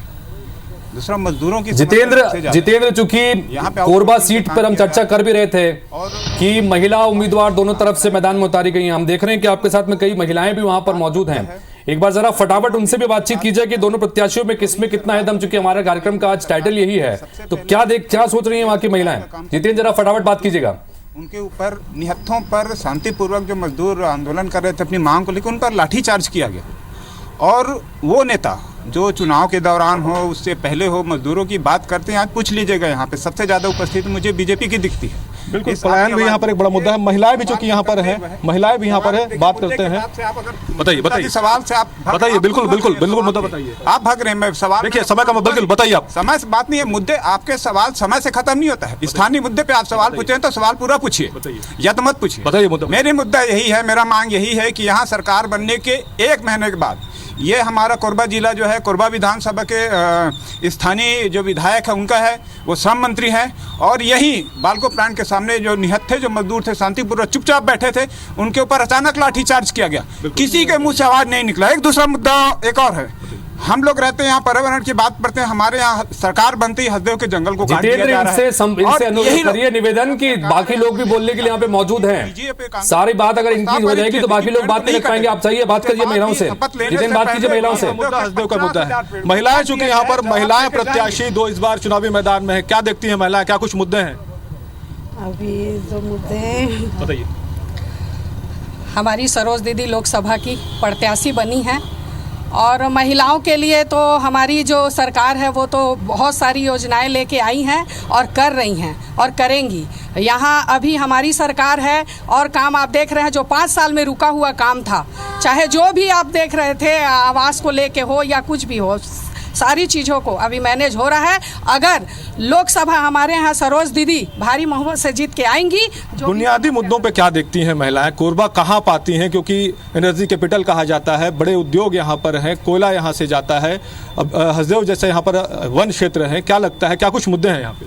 जी देखिए, कोरबा एक ऊर्जाधानी है यहाँ पर, उसके अनुसार इसका यहाँ का विकास सभी यहाँ के शहरी वास मानते हैं कि नहीं हो पाया है। सरोज दीदी हमारी आदरणीय सरोज प्रत्याशी रही हैं भिलाई से। वो पहले महापौर थी, फिर विधायक थी, फिर सांसद थी। ज़मीनी स्तर पे शहर को विकास किस प्रकार किया जाता है, ये उस भली भांति प्रत्याशी, ये पैराशूट प्रत्याशी नहीं है, ज़मीनी स्तर की कार्यकर्ता है। हमें सभी महिलाओं को इनसे बहुत अपेक्षा है। बिल्कुल महिलाओं को अपेक्षा है कभी कभी, लेकिन ये भी आरोप लगते रहते हैं जो आपके स्थानीय सांसद थे कि वो समय नहीं देती हैं, दिखती नहीं है। लेकिन ये भी कहा जाता है कि दोनों प्रत्याशी बाहरी हैं। सबसे पहली बात तो आज एक बहुत बड़ी विषय आप लोगों को बोलने में हर्ष की बात हो रही है कि आज हमारी मातारी वंदन योजना जो आज लागू हो रहा है 1 बजे से लेके, उसका प्रधानमंत्री और विष्णुदेव साई जी के द्वारा आज ये लॉन्चिंग हो रहा है। ये बहुत ही हर्ष की बात है, बहनों के लिए एक बहुत बड़ी बात है। ये 18,700,000। बिल्कुल कोरबा लोकसभा को लेकर हम बात कर रहे हैं। बिल्कुल मातारी वंदन लागू हो रहा है, उसी विषय में बात कर रहे हैं। क्या महिलाओं को लेकर यहाँ पर काम हुआ है? महिलाएं देखती हैं कि महिलाओं को लेकर यहाँ पर कोरबा में आपके सांसदों ने काम किया है? भाई साहब ने बताया कि रेलवे के बारे में बात किया। एक बीच में जो इंजन के रूप में ज्योतिषना महंत को यहाँ से लोगों ने चुनकर भेजा था, उन्होंने ऊपर में कोई बात नहीं रखा, न कभी भी एक बार भी कोरबा लोकसभा में आए हुए हमको जानकारी नहीं है। तो ऐसे निष्क्रिय ज्योतिषना महंत को उखाड़ फेंकर हमारी सरोज दीदी कम से कम 4 लाख से अधिक वोटों से इस बार विजयी होंगे। बिल्कुल, जिस तरह से मुद्दों की वहाँ पर बात हुई है, जनता जिस तरह से मुद्दे उठा रही है, क्या लगता है? पलायन का मुद्दा यहाँ पर, रोजगार को लेकर बात कर रहे हैं, प्रदूषण को लेकर बात कर रहे हैं, स्वास्थ्य शिक्षा पर आप राजधानी पर निर्भर रहते हैं। ऐसे में तमाम जो सांसद चुनकर आए हैं, बिलासपुर को माफ कीजिएगा, कोरबा को लेकर क्या लगता है कुछ हुआ नहीं? देखिए, कोरबा को लेके इसलिए नहीं हुआ कि सड़क से सदन तक ज्योत्सना महंत जी एकदम निष्क्रिय रही। सदन में वो उन्होंने सवाल नहीं उठाया। वापस जितेंद्र, जिस तरह से इस वक्त कोरबा में मौजूद हैं और कोरबा की जो स्थितियां हैं उस पर बातचीत करने की कोशिश की, और शुरुआत में लोगों ने जिस तरह से बातचीत की, तो एक तरह से लोगों का दर्द भी है कि काम जमीन पर जो होने चाहिए थे वो हुए नहीं, और कई नाराजगी कांग्रेस के प्रति भी है और बीजेपी के प्रति भी है। तो राम अवतार जी, अगर कोरबा की जंग की बात करें, 2 महिलाएं मैदान में हैं। 2018 के विधानसभा चुनाव की स्थिति ये थी कि 8 जो विधानसभा सीटें आती हैं उसमें से सिर्फ एक रामपुर सीट ऐसी थी जो कि भारतीय जनता पार्टी के पास में थी और एक मरवाही से जैसी सीटें थे। अब 2023 में स्थिति पूरी तरह से पलट गई। अब सिर्फ रामपुर सीट ऐसी है जो कि कांग्रेस के पास में है, बाकी सब बीजेपी के पास में और एक गोंडवाना के पास में है। तो ये जो विपरीत परिस्थितियां बनी हैं, जिस तरह की, जिसका कद्दावर मंत्री का जिक्र कर रहे थे, मंत्री तक यहां से चुनाव विधानसभा में हार गए थे। इस बार की जंग को किससे देख रहे हैं कोरबा की? वहाँ पर बड़ा दिलचस्प मुकाबला होगा। एक तरफ सरोज पांडे राष्ट्रीय स्तर की नेता बन गई हैं और उनका एक आकर्षण है। दूसरी तरफ चरणदास महंत उस समय नेता प्रतिपक्ष हैं, उनकी पत्नी सांसद है, फिर से दोबारा हो रहा है। तीसरा ये कि उस इलाके में प्रभाव दोनों पार्टियों का है बराबर का, इसलिए कि एक तरफ महंत जी लगातार चुनाव लड़ रहे हैं और हर रिजल्ट जो आता है वो 50,000 के आसपास ही रहता है, ज्यादा वोटों का अंतर वहां नहीं जाता। वहां पर निर्णायक भूमिका में आदिवासी वर्ग रहता है। गोंडवाना सीटें ज्यादातर सुरक्षित सीटें वहां पर है और कोरबा से लेकर चिरमिरी तक एक लंबा पूरा पेच है, बड़ा लोकसभा क्षेत्र है। बिल्कुल। तो वहां पर इस बार जो है विधानसभा के अनुसार देखेंगे तो भाजपा को ज्यादा सफलता मिली है, परंतु गोंडवाना जो है खासकर आदिवासी किस तरफ झुकाव डालते हैं ये महत्वपूर्ण है। दूसरा ये बात सही है, हम ज्यादातर लोगों ने बात की वहां समस्या बहुत ज्यादा है। मैं खुद कोरबा कुछ दिनों पहले गया था, इतने प्रदूषण है वहां पर, लोगों के जीना वहां हराम है और अभी उद्योग मंत्री वहीं के बन गए हैं। तो इस इलाके के लिए लोगों को जन आंदोलन के रूप में एक बड़ा क्षेत्र जो है वहां पैसा भी बहुत है, वहां बड़े बड़े उद्योग हैं, फिर भी वहां विकास क्यों नहीं हुआ है, एक बड़ी समस्या है। इसके लिए वहां जो नागरिक बोल रहे हैं वो सही बोल रहे हैं। तो इसके लिए एक बड़ा मुद्दा अगर लोकल मुद्दा रहा, वहां राष्ट्रीय मुद्दे होते हैं या लोकल मुद्दा होते हैं, ये एक बड़ी बात यह है कि कोरबा में बाहर का प्रतिनिधित्व बाहर के लोग करते रहें, स्थानीय लोगों को जैसा नेतृत्व मिलना चाहिए, स्थानीय लोगों को नेतृत्व मिलना चाहिए, वो मिला नहीं है। इससे पहले राजस्व मंत्री उस इलाके से थे, अब उद्योग मंत्री जो है सरकार में उस इलाके से हैं, लेकिन उसके बावजूद जिस तरह का प्रतिनिधित्व या विकास कोरबा का होना चाहिए वो हुआ नहीं है। लेकिन दिलचस्प जंग है, ये तय है कि 2 महिलाएं यहां से मैदान में हैं और इसके बाद जनता यहां पर किस पर भरोसा जताती है देखना बड़ा दिलचस्प होगा। 6 सीट वो यानी छत्तीसगढ़ की 6 सीट जहां पर कांग्रेस और बीजेपी दोनों ही तरफ से प्रत्याशी तय हो चुके हैं। तो 6 सीट पर 6 रिपोर्टर्स के जरिए वहां की जनता से हम जानने समझने की कोशिश कर रहे हैं कि किस में कितना है दम। ब्रेक में जाने से पहले अब तक हमने जांजगीर और कोरबा लोकसभा सीट पर बात की, अब बात करते हैं राजनांदगांव लोकसभा सीट की। राजनांदगांव लोकसभा सीट से संतोष पांडे भारतीय जनता पार्टी की तरफ से एक बार फिर से मैदान में हैं और चूंकि इससे पहले भी ये सांसद रह चुके हैं, वर्तमान में सांसद हैं, एक बार फिर से इनको मैदान में उतारा है। इनके सामने भूपेश बघेल के रूप में एक हैवीवेट चेहरे को कांग्रेस पार्टी की तरफ से मैदान उतारा गया है, पूर्व मुख्यमंत्री, और ये राजनांदगांव से इस बार ताल ठोकते नजर आएंगे। तो बहुत दिलचस्प जंग राजनांदगांव की, और इस वक्त सीधे राजनांदगांव से हमारे सहयोगी राहुल सौमित्र जुड़ चुके हैं। माहौल टाइट है, हमारा अपना खास कार्यक्रम करने के लिए वहां पहुंचे हैं, लिहाजा किस में कितना है दम में भी आज वो हमसे बात करेंगे। राहुल जरा लोगों से बातचीत करिए। एक तरफ भूपेश बघेल, एक तरफ वर्तमान सांसद संतोष पांडे, संगठन से जुड़ा चेहरा, आरएसएस से जुड़ा चेहरा, एक तरफ मुख्यमंत्री, पूर्व मुख्यमंत्री, बड़ी दिलचस्प जंग है। लोग क्या कहते हैं राहुल, जरा बात कीजिए। बिल्कुल हितेश व्यास जी, जब मैं रायपुर से राजनांदगांव की तरफ आ रहा था तो जैसे आपने कहा ना दर्शकों से कि बड़ी दिलचस्प जंग है, संतोष पांडे एक तरफ है और एक तरफ भूपेश बघेल। हितेश जी मैं आपको बताऊंगा, एक कच्चे चने बेचने वाली एक महिला मुझे मिली, ललिता देवी उसका नाम है। तो मैंने भी उससे कहा कि माता जी यहाँ तो बड़ी कांटे की टक्कर है, तो मुझसे बोल रही है काहे की कांटे की टक्कर है भाई, ये देश का चुनाव है, राम मंदिर बना है, 500 साल का लंबा इतिहास है। मैं दंग रह गया हितेश जी उनकी बात ये सुनकर। उसके बाद मैं थोड़ा आगे बढ़ा तो एक ई रिक्शा चालक है डिजिटल लाइब्रेरी के पास राजनांदगांव में, ये लोग खड़े हैं, बड़ी संख्या में लोग हैं, इनसे बातचीत करेंगे। आप 1 घंटे तक लगातार मुझे यहाँ पे खड़ा करा के रखे थे, ये लोग बारी के अपनी प्रतीक्षा कर रहे हैं और कई लोग यहाँ से चले गए तब इतने लोग हैं।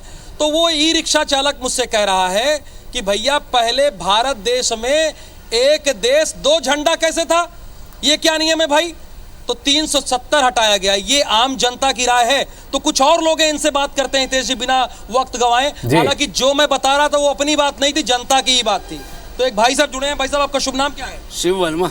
शिव वर्मा जी, आवाज में बहुत नरमी है आपके वर्मा जी। ये बताइए कि यहाँ देश का मुद्दा चलेगा, स्थानीय मुद्दा चलेगा, दम किसमें कितना है? मैं तो सबसे पहले राजनांदगांव संस्कार धानी में आप सबका हार्दिक अभिनंदन स्वागत करता हूँ IBC 24 का। अच्छा, कि आपने कम से कम इस लोकसभा चुनाव के पहले कुछ जानने समझने निकले हैं तो मैं आपको बता दूं, ये जो चुनाव देश के चुनाव हैं, अच्छा राष्ट्र के चुनाव है, इसमें देश और राष्ट्र की बात होगा। लोकल चुनाव तो जो आते समय समय चलते रहते हैं, पर ये देश के चुनाव हैं और देश में आज सबको मालूम है, एक बच्चे भी बोलते हैं मोदी जी। भूपेश बघेल भी तो उतर आए हैं, पूर्व मुख्यमंत्री। वो तो ऊँट के मुंह में जीरा के समान है। ऊँट के मुंह में जीरा के समान है। ऊँट के मुंह में जीरा कह रहे हैं भाई, ये तो कह रहे हैं कि ऊँट के मुंह में जीरा के समान है। पूर्व मुख्यमंत्री को हल्के में ले लिए, बिल्कुल आवाज आ भी रहे हैं। छत्तीसगढ़ के पूर्व मुख्यमंत्री भूपेश बघेल एक प्राण चेहरा हैं और जिन्होंने जो छत्तीसगढ़ के लिए जो योजनाएं काम की, आज वो पूरे भारत पे लागू होती है ना।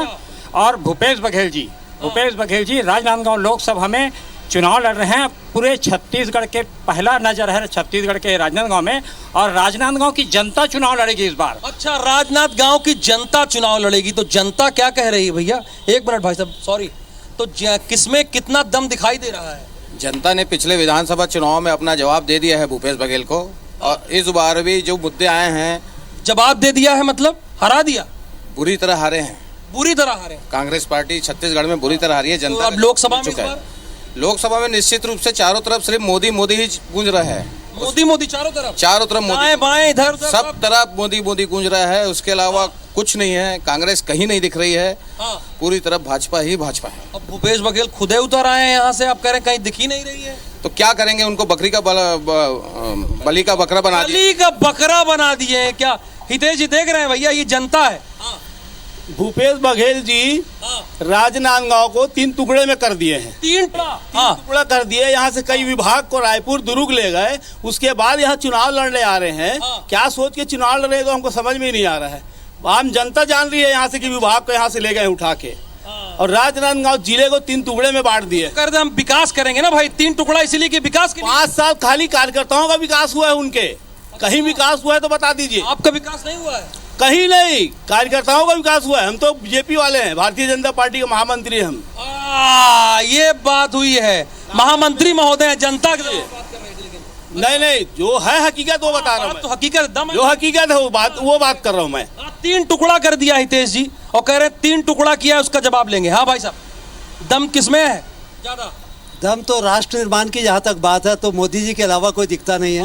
राष्ट्र निर्माण वाली बात। और यहाँ पर प्रदेश और लोकल स्तर की बात नहीं है, चुनाव पूरे राष्ट्र का है, देश का चुनाव है। अच्छा। और देश के चुनाव में आज पूरे विश्व पटल पर जो हिंदुस्तान को कल तक का परचम लहराया है, और कश्मीर से लेकर कन्याकुमारी तक भारत ने जो कहते अपनी एक प्रतिबद्धता दिखाई है, एक एकता दिखाई है।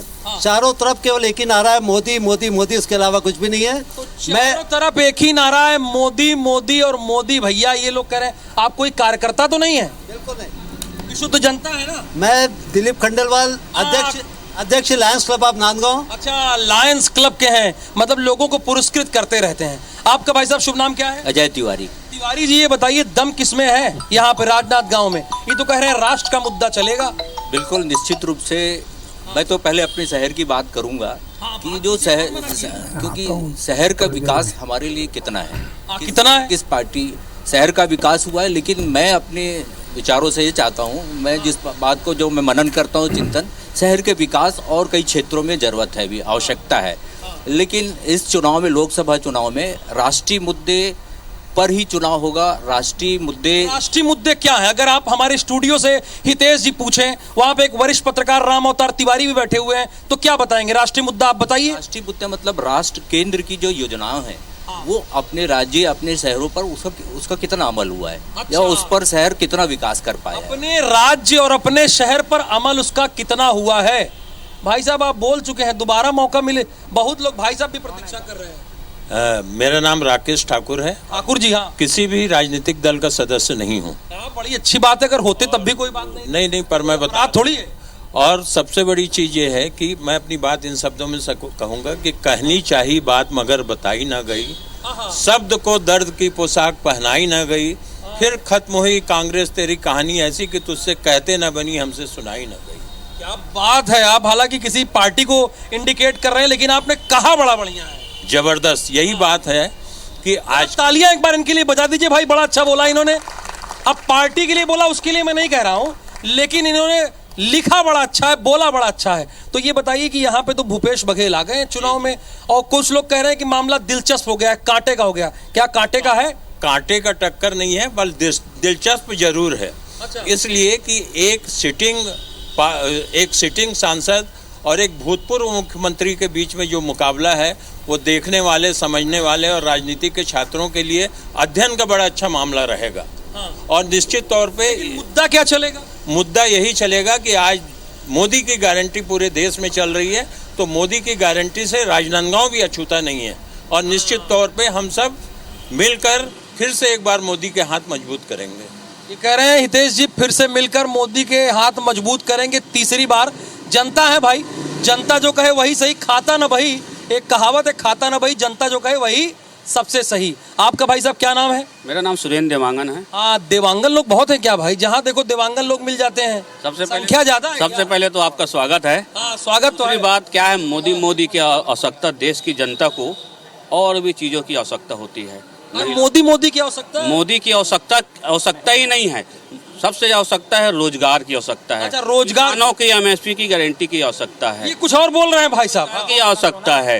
देश की संपत्ति जो बेचा जा रहा है उसको बचाने की आवश्यकता है कि नहीं? देश को आगे तरक्की ले जाने की आवश्यकता है। और वो बोले कि है ना, जुमलों का नहीं है ये देश सर्वोपरि है। कांग्रेस पार्टी के लिए भी देश सर्वोपरि है। अब ये लोग बात करते हैं देश की, जिन्होंने आरएसएस वालों ने 55 साल तक तिरंगा झंडा अपने कार्यालय में नहीं लहराया है। चलिए, देशभक्ति की बात करते हैं। ठीक है। और सुनिए ना, ऊँट के मुंह जीरा वाली बात की है। भगवान, आप सबको जवाब देने बैठ गए भाई। जनता है क्या मतलब? नहीं, सुनिए, जनता ना, भगवान कृष्ण को भी एक दाना सुदामा जी के लिए थे, उनके बर्तन से उनका भी पेय हो गया है ना। तो देश की जनता और कुछ चाहती है। देश की जनता विकास चाहती है। देश की जनता मोदी नहीं, रोटी चाहिए। अगर मोदी तो रोटी मिल रही है कि नहीं? बिल्कुल रोटी मिल रही है। रोटी मिल रही है? बिल्कुल रोटी मिल रही है। रोटी मिल रही है। रोटी मिल रही है, बिल्कुल रोटी मिल रही है। ये बताइए, जो लोकसभा का चुनाव होने वाला है राजनांदगांव में, इसमें कौन कौन से मुद्दा हावी रहेगा और किसमें दम है कितना? सबसे पहले तो ये कहिए कि राजनांदगांव के लिए भूपेश बघेल जी ने किया क्या है? क्या किया है? 5 साल के मुख्यमंत्री के पद पे रहे, राजनांदगांव से केवल और केवल सौतेला व्यवहार किया है। सौतेला व्यवहार, पॉइंट टू बी नोटेड। कैसे? अरे रुक जाइए भाई, राहुल आपके पास में आ रहे हैं। पूछ देंगे क्या? बोलने दीजिए ना महाराज, बोलने दीजिए। राहुल आपके पास में आ रहे हैं। बड़े दिलचस्प अंदाज में हमारे सहयोगी राहुल जिस तरीके से अपना लोकप्रिय कार्यक्रम माहौल टाइट है करते हैं, उसी तरह से उसी अंदाज में यहाँ पर जनता से बात कर रहे थे और ये जानने की कोशिश कर रहे थे कि राजनांदगांव में किसमें कितना है दम। तो मिलीजुली प्रतिक्रिया राहुल के इस संवाद के दौरान आई है। रामावतार तिवारी जी, आपसे जानना चाहेंगे, अगर हम राजनांदगांव की जमीनी स्थितियों के बारे में बात करें राजनीतिक तौर पर, 8 विधानसभा सीटें हैं और 8 में से भारतीय जनता पार्टी के पास में सिर्फ 3 है। उसमें से एक विधानसभा अध्यक्ष डॉक्टर रमन सिंह है, एक डिप्टी सीएम है जिनके पास कवर्धा की सीट है विजय शर्मा, और एक है पंडरिया सीट। बाकी तमाम सीटों पर इस वक्त कांग्रेस पार्टी है। तो एक पूर्व सीएम चुनाव लड़ रहे हैं, एक पूर्व सीएम का यह विधानसभा क्षेत्र रहा है। ऐसे में इस दिलचस्प जंग को आप किस तरह से देख रहे हैं राजनांदगांव की? देखिए, दिलचस्प मुकाबला वाला क्षेत्र है। एक तरफ कांग्रेस के प्रभावशाली नेता हैं भूपेश बघेल जी, दूसरे तरफ भाजपा के प्रभावशाली और विचारधारा से ओत स्रोत संघ से जुड़े संतोष पांडे हैं, सरल और सौम्य हैं। तो ये सीट 2 तरीके से देखा जा सकता है। पहला ये कि क्योंकि कांग्रेस को वहाँ सीट ज़्यादा है इसलिए भाजपा के लिए चुनौती मानी जा रही है। दूसरे तरफ अगर देखेंगे तो लोकसभा चुनाव और विधानसभा चुनाव में अलग अलग वोटिंग परसेंटेज होते हैं, अलग अलग तरीके से होते हैं। तीसरा ये पूर्व मुख्यमंत्री रमन सिंह का और वर्तमान डिप्टी सीएम विजय शर्मा, दोनों की प्रतिष्ठा दांव में लगी है। जिस अनुसार से उन्होंने चुनाव में भारी मतों से दोनों जीते हैं, क्या अगर उसी तरह से जीत पाएंगे, जीत दिला पाएंगे संतोष पांडे को? संगठन वहां सक्रिय है, संगठन की सिफारिश में दी गई है। वहां जाति समीकरण चलेंगे क्या? वहां पर आदिवासी सीट ज्यादा है, उन आदिवासियों का रुख कैसे रहेगा? दूसरी बात, पिछड़ा वर्ग में साहू जो है और कुर्मी, जो कवर्धा जिला है, कवर्धा जिले में खासकर कुर्मी ज़्यादा हैं, वहाँ पे क्या भूमिका रहती है, वहाँ पर क्या समीकरण बनते हैं? उसके जैसे उन्होंने कहा 3 नांदगांव को 3 जिलों में बांट दिया गया। तो दूसरा खैरागढ़ जिला बना है, खैरागढ़ में जिलों में लोधी बहुल इलाके में वहाँ क्या भूमिका रहती है, वहाँ पर क्या सीट की स्थिति रहती है, और आदिवासी इलाका जो लगे हुए हैं नांदगांव से उन इलाकों में। तो तीनों क्षेत्रों में लगातार कोशिश दोनों पार्टियां कर रही हैं। वहां पर राष्ट्रीय मुद्दे हावी रहेंगे कि लोकल मुद्दे रहेंगे कि स्थानीय रहेगा कि बाहर का रहेगा। एक और बात है, नांदगांव में अगर देखेंगे, नांदगांव लोकसभा क्षेत्र में तो सारे जो नेता हैं वो कवर्धा के हैं। रमन सिंह जी कवर्धा के हैं, संतोष पांडे कवर्धा के हैं, विजय शर्मा जी कवर्धा के हैं। तो कवर्धा के नेताओं का अभी नांदगांव लोकसभा क्षेत्र में ज्यादा प्रभाव है। दूसरी बात यह है कि इन इलाकों में जो जिस तरह से अगर पिछले 15 साल का भी इतिहास देखेंगे तो विधानसभा चुनाव में कांग्रेस को फायदा होता है। रमन सिंह जी भी जब रहे मुख्यमंत्री तब भी वो चाह के भी 15 साल में सरकार में रहे, वहां पर कांग्रेस की जो सीटें ज्यादा रही है, भाजपा नहीं बढ़ पाई थी। अब जो अगर लोकसभा चुनाव देखेंगे तो पिछले कई चुनाव से देखिए वहां पर कांग्रेस को फायदा नहीं हुआ, कांग्रेस सीट नहीं मिल पाई है।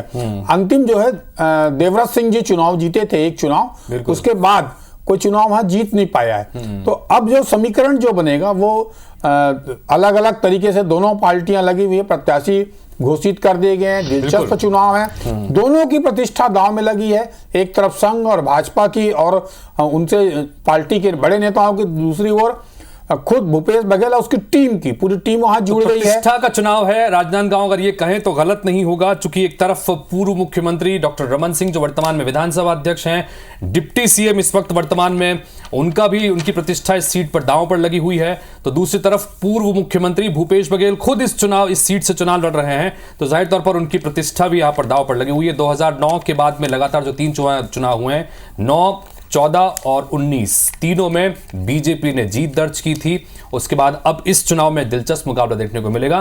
फिलहाल एक छोटे से ब्रेक के लिए यहां पर रुक रहे हैं और ब्रेक के बाद किसमें कितना है दम में हम रुख करेंगे दुर्ग लोकसभा सीट का। और दुर्ग लोकसभा सीट पर क्या समीकरण बन रहे हैं, किसमें कितना है दम, जानने के लिए हमारी सहयोगी कोमल धनेसर पहुंच चुकी हैं, उनके पास चलेंगे एक छोटे से ब्रेक के बाद।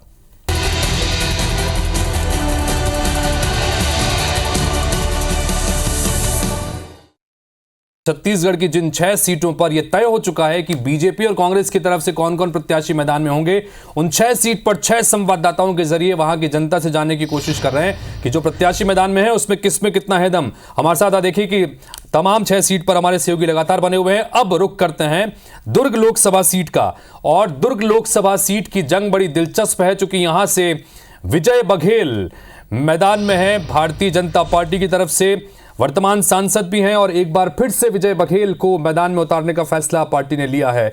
दूसरी तरफ कांग्रेस की तरफ से राजेंद्र साहू को मैदान में उतारा गया है। राजेंद्र साहू समाज से आते हैं और ओबीसी का एक प्रमुख चेहरा के रूप में यहां पर साहू समाज को साधने की कोशिश जाहिर तौर पर की गई है। लेकिन दुर्ग सीट जो है उसकी तमाम समीकरण भी बड़े महत्वपूर्ण हैं, इन समीकरणों पर भी बातचीत करेंगे। लेकिन हमारी सहयोगी कोमल धनेसर इस वक्त दुर्ग लोकसभा में वहां की जनता के साथ में मौजूद हैं, पहले उनके पास चलते हैं, फिर इस सीट की डिटेल समीकरण भी आपके सामने रखेंगे। कोमल, जरा लोगों से बातचीत कीजिए कि एक तरफ विजय बघेल की चुनौती एक बार फिर से और उनके सामने राजेंद्र साहू को इस बार कांग्रेस ने मैदान में उतारा है, किस पे कितना है दम, जरा लोगों से बातचीत कीजिए। बिल्कुल, किसमें कितना है दम, आइए जानते हैं। हमारे साथ एक तरफ भाजपा है और दूसरी तरफ कांग्रेस है, पीछे खड़ी है जनता जनार्दन, जिसके वोट से चुने जाते हैं सांसद, विधायक और सरकार बनती है। तो सबसे पहले हम रुख करते हैं जनता की ओर, क्योंकि जनता का क्या मूड है वो बताने के लिए जनता से बात करना जरूरी है। मुद्दे क्या होंगे लोकसभा चुनाव में, चूंकि बीजेपी से सांसद विजय बघेल दोबारा प्रत्याशी के रूप में सामने आए हैं और कांग्रेस से राजेंद्र साहू को यहाँ पर कांग्रेस ने प्रत्याशी बनाया है। तो यहाँ पे अलग अलग मुद्दे हैं। पहले मैं हंसा मिलूंगी, मैम क्या मुद्दे हैं, आपको क्या लगता है इस बार लोकसभा में क्या होना चाहिए मुद्दा? मुझे लगता है जैसे भिलाई की पहचान एजुकेशन हब के रूप में है, तो एक सेंट्रल यूनिवर्सिटी भिलाई में आनी चाहिए।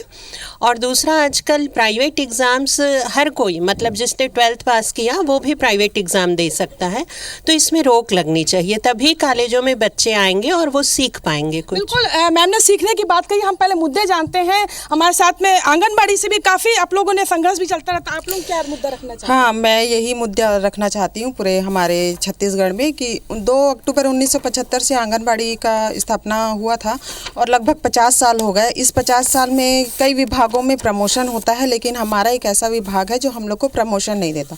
हम शासन से यही चाहते हैं इस लोकसभा की बात करें, लोकसभा में किस तरीके से हम आंगनबाड़ी कार्यकर्ताओं को शासकीकरण एक ही सूत्र में दिया जाए। बिल्कुल। मितानिन संघ से भी हैं आप लोग भी काफी जी, हम लोग मितानिन संघ से हैं और मितानिन कार्यक्रम 2000 से स्टार्ट हुआ है। तो हमारी 2 ही मांगे हैं कि एक तो है हमको NRHM में मतलब स्थान दिया जाए, जोड़ लिया जाए, और दूसरा मांग है कि मोदी द्वारा घोषणा किया गया था अभी के चुनाव में, तो मतलब 50% प्रोत्साहन राशि में वृद्धि के लिए मतलब करते हैं। और 50% प्रोत्साहन राशि की बात, ये तो खैर आंगनबाड़ी शिक्षा और उसकी बात हुई, मितानिनों की बात हुई, लेकिन जब मुद्दे हैं, चेहरा है जो प्रत्याशियों का, हम पहले कांग्रेस की ओर जाते हैं।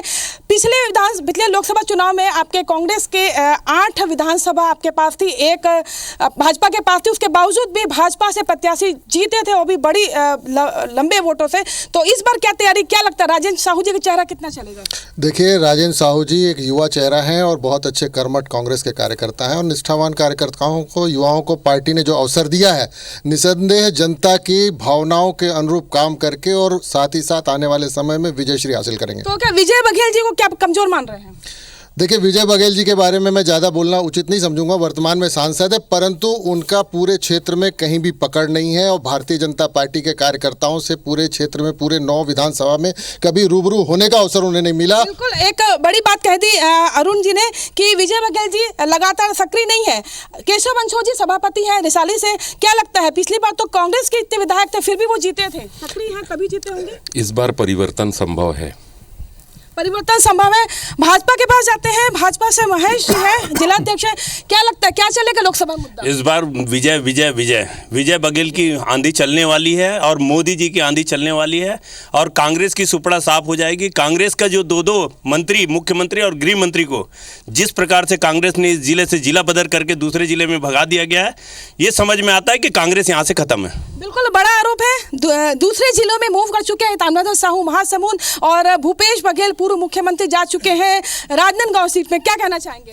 एक आरोप लगा रहे कि यहाँ से डर के भागे हैं। आरोप तो खैर लगा सकते हैं, उसका अधिकार है आरोप लगाना। आप देख रहे हैं मोदी जी अपने क्षेत्र से लड़ते हैं।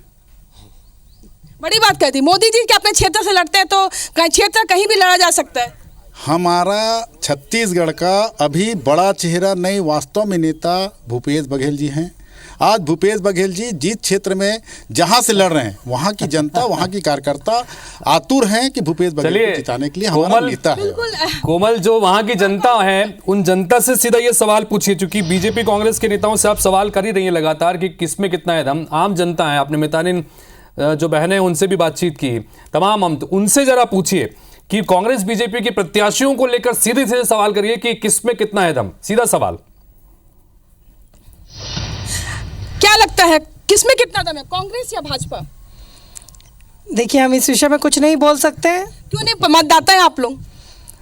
मतदाता ये कहता है कि उसका वोट देने का अपना अधिकार है, वो अपना वोट रखेंगे, वो अपना वोट नहीं बताता है कि वो किसे मजबूत रूप में देखते हैं। वर्तमान सांसद है, दोबारा मैदान में है, लोग राजेंद्र साहू जी ओबीसी से बड़ा एक चेहरा है।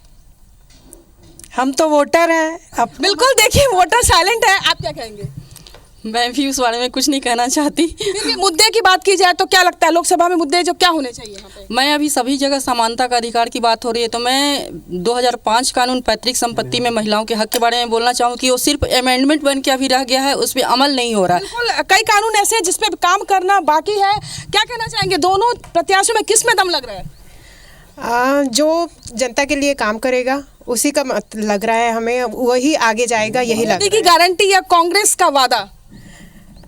इस पे अभी जनता खामोश रहना चाहिए। हमारे यहाँ भिलाई एजुकेशन सिटी है, बहुत पढ़े लिखे जागरूक मतदाता हैं जो अभी अपनी बात नहीं सामने खोल रहे हैं, आप क्या कहेंगे? जी, मैं भी यही कहना चाहती हूँ कि हम डायरेक्ट नहीं बता सकते कि मोदी जी डायरेक्ट नहीं बता सकते। कर्मचारी फेडरेशन, अधिकारी फेडरेशन से प्रदेश अध्यक्ष है राजेश जी, क्या कहना चाहेंगे? किसमें कितना है दम? जिसको जनता का वोट मिलेगा उसमें दम होगा। और हम तो सिर्फ इस चीज़ को जानते हैं कि मोदी की गारंटी कर्मचारियों के लिए हुआ था, मोदी का गारंटी हमको मिलेगा। हमको मालूम है कि पूरे देश में जैसा केंद्र में वेतनमान है, जैसा केंद्र में डीए है, एचआरए है, उसके हिसाब से हमारे कर्मचारियों को मिलेगा। हम आशान्वित है। बिल्कुल इन्हें उम्मीद है कि मोदी की गारंटी चलेगी। और भाई साहब आप क्या कहेंगे? जिस तरह हम आज तक देखते आ रहे हैं, भारत इतना मजबूत पहले कभी नहीं था जितना आज हुआ है। पूरा विश्वास है मोदी जी के नेतृत्व में इस बार पूरी 11 की 11 सीटें बीजेपी को जा सकती। बिल्कुल पब्लिक कह रही है 11 सीटें भाजपा के पास आएगी। आप क्या कहेंगे? आप लोग भी कभी काफी अभी हड़ताल में बैठी थी, क्या कहेंगे कौन आएगा? मैम इस बारे में तो हम कुछ ज़्यादा नहीं बोल सकते हैं, लेकिन मतलब यही है कि जो चुना जाएगा दमदार होगा तभी चुना जाएगा। आप लोग मिलकर चुनेंगे तो क्या लग रहा है कि आपको केंद्र में जो सरकार बैठी उससे कितना फायदा मिल रहा है आपको? क्या दोबारा रिपीट होगी तो वो? अब केंद्र में मैम घोषणा तो की है, लेकिन लागू हो जाए उसके बाद ही हम बता सकेंगे कि क्या मतलब रियल में होने वाला है। बिल्कुल लागू होनी चाहिए जो घोषणा है। तो आप कोमल, कुल मिलाकर जिस तरह से वहां पर आम जनता से भी कोमल ने बातचीत की, तो ये तो तय है कि वोटर समझदार है, और इसलिए समझदार है क्योंकि वोटर ने, हमारे सहयोगी ने उनसे पूछने की कोशिश की कि दोनों प्रत्याशी में किसमें कितना है दम, लेकिन वहां पर वोटर ने नहीं बताया। बोले ये हमारा अधिकार है, हम किसको वोट देंगे तय करेंगे, लेकिन पूरी तरह से जांच परख करेंगे। तो वहीं बीजेपी कांग्रेस अपने अपने दावे कर रहे हैं, लेकिन दुर्ग की ये दिलचस्प जंग देखने को मिलेगी। इस बीच हमारे साथ में हमारे वरिष्ठ सहयोगी वरुण सखा जी जुड़ गए हैं, उनसे भी जानने समझेंगे। वरुण, हम बात कर रहे हैं इस वक्त दुर्ग लोकसभा सीट की, तो वरुण जी आपसे जानना चाहेंगे, क्योंकि दुर्ग लोकसभा में अगर विधानसभा वार अगर स्थितियों को देखें तो 9 विधानसभा सीटें आती हैं। 2018 के विधानसभा चुनाव में इन 9 में से 8 सीटों पर कांग्रेस थी, और वर्तमान स्थिति में स्थिति पूरी तरह से पलट गई है। इन 9 में से 7 पर बीजेपी है और सिर्फ 2 पर कांग्रेस है, जिसमें से एक पाटन भी है। अब यहां से राजेंद्र साहू को मैदान में उतारा है, साहू बाहुल सीट है, और यहां से कुर्मी इस वक्त सांसद हैं, और एक बार फिर से बीजेपी की तरफ से विजय बघेल मैदान में है। दुर्ग की इस दंगल को कैसे, समीकरणों को समझें? देखिए, दुर्ग में एक बात बहुत साफ है कि दुर्ग में विधानसभा के पैमाने पर अगर कसते हैं तो बीजेपी वहां पर मजबूत दिखाई दे रही है। दूसरा, अगर प्रत्याशी के पैमाने पर कसने की कोशिश करते हैं तो हम देखेंगे कि कैसा कैंडिडेट भारतीय जनता पार्टी ने दिया है। जो छत्तीसगढ़ में जो 9 लोग जीते थे भाजपा के, और 2 आप कांग्रेस की भी मान लीजिए, 11 लोगों में सबसे ज्यादा मार्जिन से जीतने वाले व्यक्ति हैं विजय बघेल। एक तीसरा ये है कि वो एक ऐसे व्यक्ति हैं जिन्होंने 2023 में यहाँ के जो मुख्यमंत्री थे प्रदेश की पुरानी सरकार में, भूपेश बघेल, उनको सीधे चुनौती दी, और चुनौती नहीं दी थी बल्कि परसेप्शन लेवल पर इस तरह का माहौल क्रिएट किया था पाटन विधानसभा में, इस तरह की लड़ाई लड़ी थी उन्होंने कि बहुत ही क्लोज फाइट नजर आने लग गई थी। बहुत सारी एजेंसियां भी गच्चा खा गई थी। ये तो एक कैरेक्टरिस्टिक्स हो गए भारतीय जनता पार्टी के, जिसके हिसाब से भारतीय जनता पार्टी थोड़ा सा अपर हैंड उसमें दिख रहा है। लेकिन चूंकि जैसे आपने कहा तेज जी कि साहू डोमिनेटिंग एरिया है, वो साहू डोमिनेटिंग एरिया है और किसान डोमिनेटिंग एरिया है, तो वहां से राजेंद्र साहू को कांग्रेस ने दिया एक बहुत ही ट्रेडिशनल जो पॉलिटिकल कैलकुलेशन होते हैं उसके आधार पर। ये भूल गए वहां पर ये टिकट घोषणा करते समय कि जातियां निश्चित ही चलती, लेकिन दुर्ग एक ऐसी लोकसभा है जहां पर करीब 6.5 लाख वोटर अर्बन है, भिलाई और दुर्ग शहर मिलाकर के। जहां अर्बन वोटर होता है, हम ट्रेंड देखिए 2014 से लेकर के अभी तक के 10 साल के 39 चुनाव अगर हम देखते हैं तो हम एनालाइज करते हैं कि ऑलमोस्ट जहां भी अर्बन सीट्स है, अर्बन एरिया है, वहां पर भारतीय जनता पार्टी की जो स्टार्टिंग है, काउंटिंग स्टार्ट है, वो 40% प्लस से होता है। यानी कि अगर 6.5 लाख वोटर शहरी वोटर हैं इस इलाके में, शहरी मतलब कोर शहरी, सिर्फ कस्बा ही नहीं, कोर शहरी, महानगरीय वोटर जिनको कहते हैं, जहां जातियां नहीं चलती, जहां पर और दूसरे मुद्दे नहीं चलते, जहां डेवलपमेंट चलता है, जहां परसेप्शन चलता है, जहां राष्ट्रवादी मुद्दे चलते हैं, जहां प्रदेश की उन्नति प्रगति के लिए किए जाने वाले सिलेक्शंस चलते हैं। तो वैसी स्थिति में देखते हैं, अगर इसका 40% मान लेते हैं तो ये मानिए कि वहां से 2 लाख प्लस पे तो काउंटिंग शुरू होगी। तो ये समझने की बात यहां पर हितेश जी नजर। लेकिन इन सब के बीच में एक वरुण जी एक और दिलचस्प आंकड़ा है इस दुर्ग लोकसभा सीट का।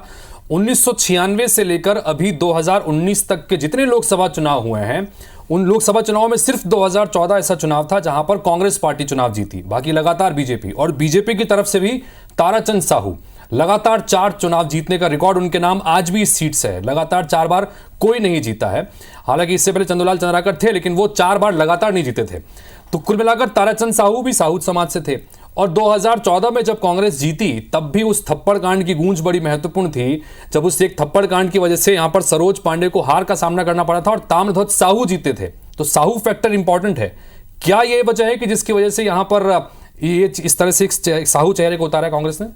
इसमें एक चीज और देखनी पड़ेगी, ये तो है ही, कोर तो है ही, समझ में आता है कि साहू को डोमिनेशन, साहू स्वामित्व वाला इलाका ये तो है ही। महासमुंद, बिलासपुर और दुर्ग, ये सीटें आज से नहीं, पिछले 30 साल के इलेक्शंस देखिए, यहां पर साहू डोमिनेशन दिखाई देता है। लेकिन मैंने जैसा आपको बताया कि ये तो हो गया आपका कास्ट का कैलकुलेशन, लेकिन आप वोटर के मनमानस का कैलकुलेशन भी कीजिए। 1996 से लेकर 2009 तक, ऑलमोस्ट 9 में उनको टिकट नहीं मिला था, ताराचंद साहू 2004 तक के इलेक्शन जीतते हैं साहू होने के आधार पर, लेकिन 8 में परिसीमन हो जाता है। परिसीमन के बाद सीट की सूरत बदल जाती है, उसमें एक बहुत बड़ा मेजर इलाका जो है वो शहरी आ जाता है। फिर 2009 के बाद और 14 के बाद खास करके एक अर्बन और एक रूरल वोटर भी चेंज हो रहा है, वो भी वैसा नहीं रहा है। पूरे आप नतीजे देखिए, देश भर के चुनाव के नतीजों को एनालाइज कीजिए तो समझ में आता है कि एक तो पूरा गांव का भी वोटर वैसा नहीं रहा और शहर का तो कतई नहीं रहा। शहरी वोटर तो पूरी एब्सोल्यूट चेंज है। शहरी वोटर सिर्फ और सिर्फ प्रत्याशी और राष्ट्रीय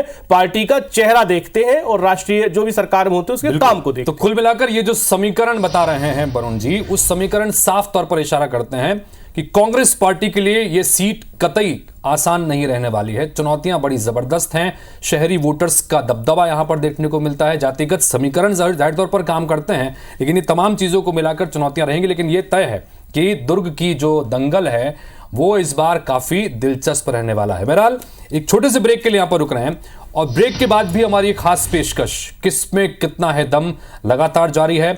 और अब तक हमने 4 लोकसभा सीटों पर चर्चा कर ली है। अब ब्रेक के बाद जब लौटेंगे तो बात करेंगे रायपुर लोकसभा सीट की, जहां से एक तरफ दिग्गज और अनुभवी चेहरे को भारतीय जनता पार्टी ने मैदान में उतारा है, तो कांग्रेस की तरफ से एक युवा चेहरे को मैदान में उतारकर टक्कर देने की कोशिश की है। हमारे सहयोगी सौरभ सिंह परिहार वहां से जुड़ चुके हैं, उनके पास चलेंगे एक छोटे से ब्रेक के बाद।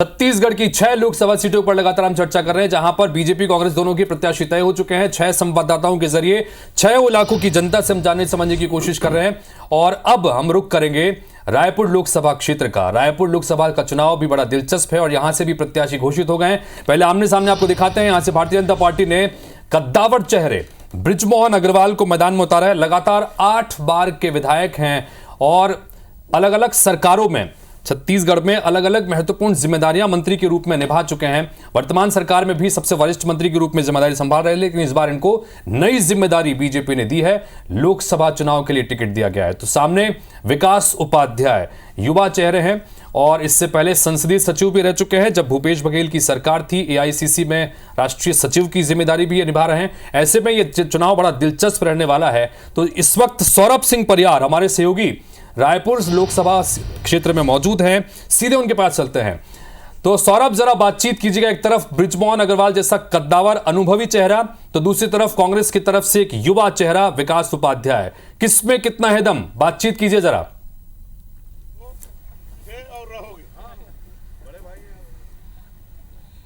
बिल्कुल देखिए हितेश, मैं अभी मरीन ड्राइव में हूं और रायपुर लोकसभा को लेकर यहां पर जो है हम आमजन से जुड़े हुए हैं। भाजपा और कांग्रेस के बड़े दिग्गज नेता भी हमारे साथ है। आप देख सकते हैं, सबसे पहले मैं परिचय करा दूं। आप देखिए कि बीजेपी की ओर से जो है लक्ष्मी वर्मा जी हैं, जो जिला पंचायत अध्यक्ष रह चुकी हैं। हमारे साथ जो रायपुर उत्तर के विधायक पुरंदर मिश्रा जी भाजयुमो के प्रदेश अध्यक्ष रह चुके हैं और पूर्व विधायक हमारे साथ जो नवीन मार्कंडे जी। और इधर मेरे लेफ्ट में देखिए आप जो है जिला अध्यक्ष गिरीश दुबे जी हैं, पूर्व राज्यसभा सांसद जो है छाया वर्मा जी हैं, हमारे यहाँ सुबोध हरिद्वाल जी हैं, पीसीसी महामंत्री हमारे सुरेंद्र वर्मा जी हैं, शिव ठाकुर जी प्रवक्ता, धनंजय ठाकुर जी प्रवक्ता, कन्हैया अग्रवाल जी जो 2018 में जो आज बीजेपी के कैंडिडेट हैं बृजमोहन अग्रवाल, उनके साथ चुनाव लड़ चुके हैं। तो कुल मिलाकर और जो सारे लोग हैं वो कहीं ना कहीं लोकसभा के लिए टिकट भी मांग रहे थे। तो सबसे पहले मैं जो है ये बता दूं कि रायपुर लोकसभा के अंतर्गत जो है 9 विधानसभा है, जहां पर वर्तमान में केवल एक में जो है जो कांग्रेस है, बाकी 8 में जो है बीजेपी है। इससे पहले कि ये जो स्थिति 2018 में उलट थी, लगभग 25 लाख से ज्यादा मतदाता है और पिछले समय जो है जब सुनील सोनी थे तब वो लगभग 2.5 लाख से ज्यादा वोटों से जीत दर्ज किए थे। और सबसे महत्वपूर्ण बात इस बार ये भी है कि अब जो है इस सीट में सीधा मुकाबला बृजमोहन अग्रवाल जो है 7 बार के जो विधायक रह चुके हैं और इसी तरीके से विकास उपाध्याय जो दूसरी बार जो चुनाव लड़ रहे थे विधायक का, लेकिन हार गए थे। और इस बार आप देखिए, मैं सीधे सवाल जो सबसे पहले बीजेपी के नेताओं से करता हूं। रायपुर उत्तर के विधायक हैं पुरंदर मिश्रा जी, सबसे पहले सवाल यही है कि आप लोगों ने अपना सांसद जो था उनको टिकट नहीं दिया, क्यों नहीं दिया? क्या काम नहीं करा पाए इसलिए टिकट नहीं दिया, कि लगा कि ये बेहतर होगा? बृजमोहन अग्रवाल जी। देखिए, हमारे बड़े नेताओं का निर्णय रहता है, किसको लड़ाना है, किसको जिताना है, वो उनका निर्णय था। जिसको आदेश करते हैं वो चुनाव लड़ता है। तो इस समय बृजमोहन जी को आदेश हुआ है, वो लड़ रहे हैं, हम सब कार्यकर्ता उनके साथ हैं जी। तो मुझे आप ये बताइए, जनता के बीच जाएंगे आप, तो लोग अगर पूछते हैं कि भाई आपका पुराना सांसद ने क्या काम किया है, इस बार हम आपको क्यों वोट दें, तो क्या बताएंगे आप?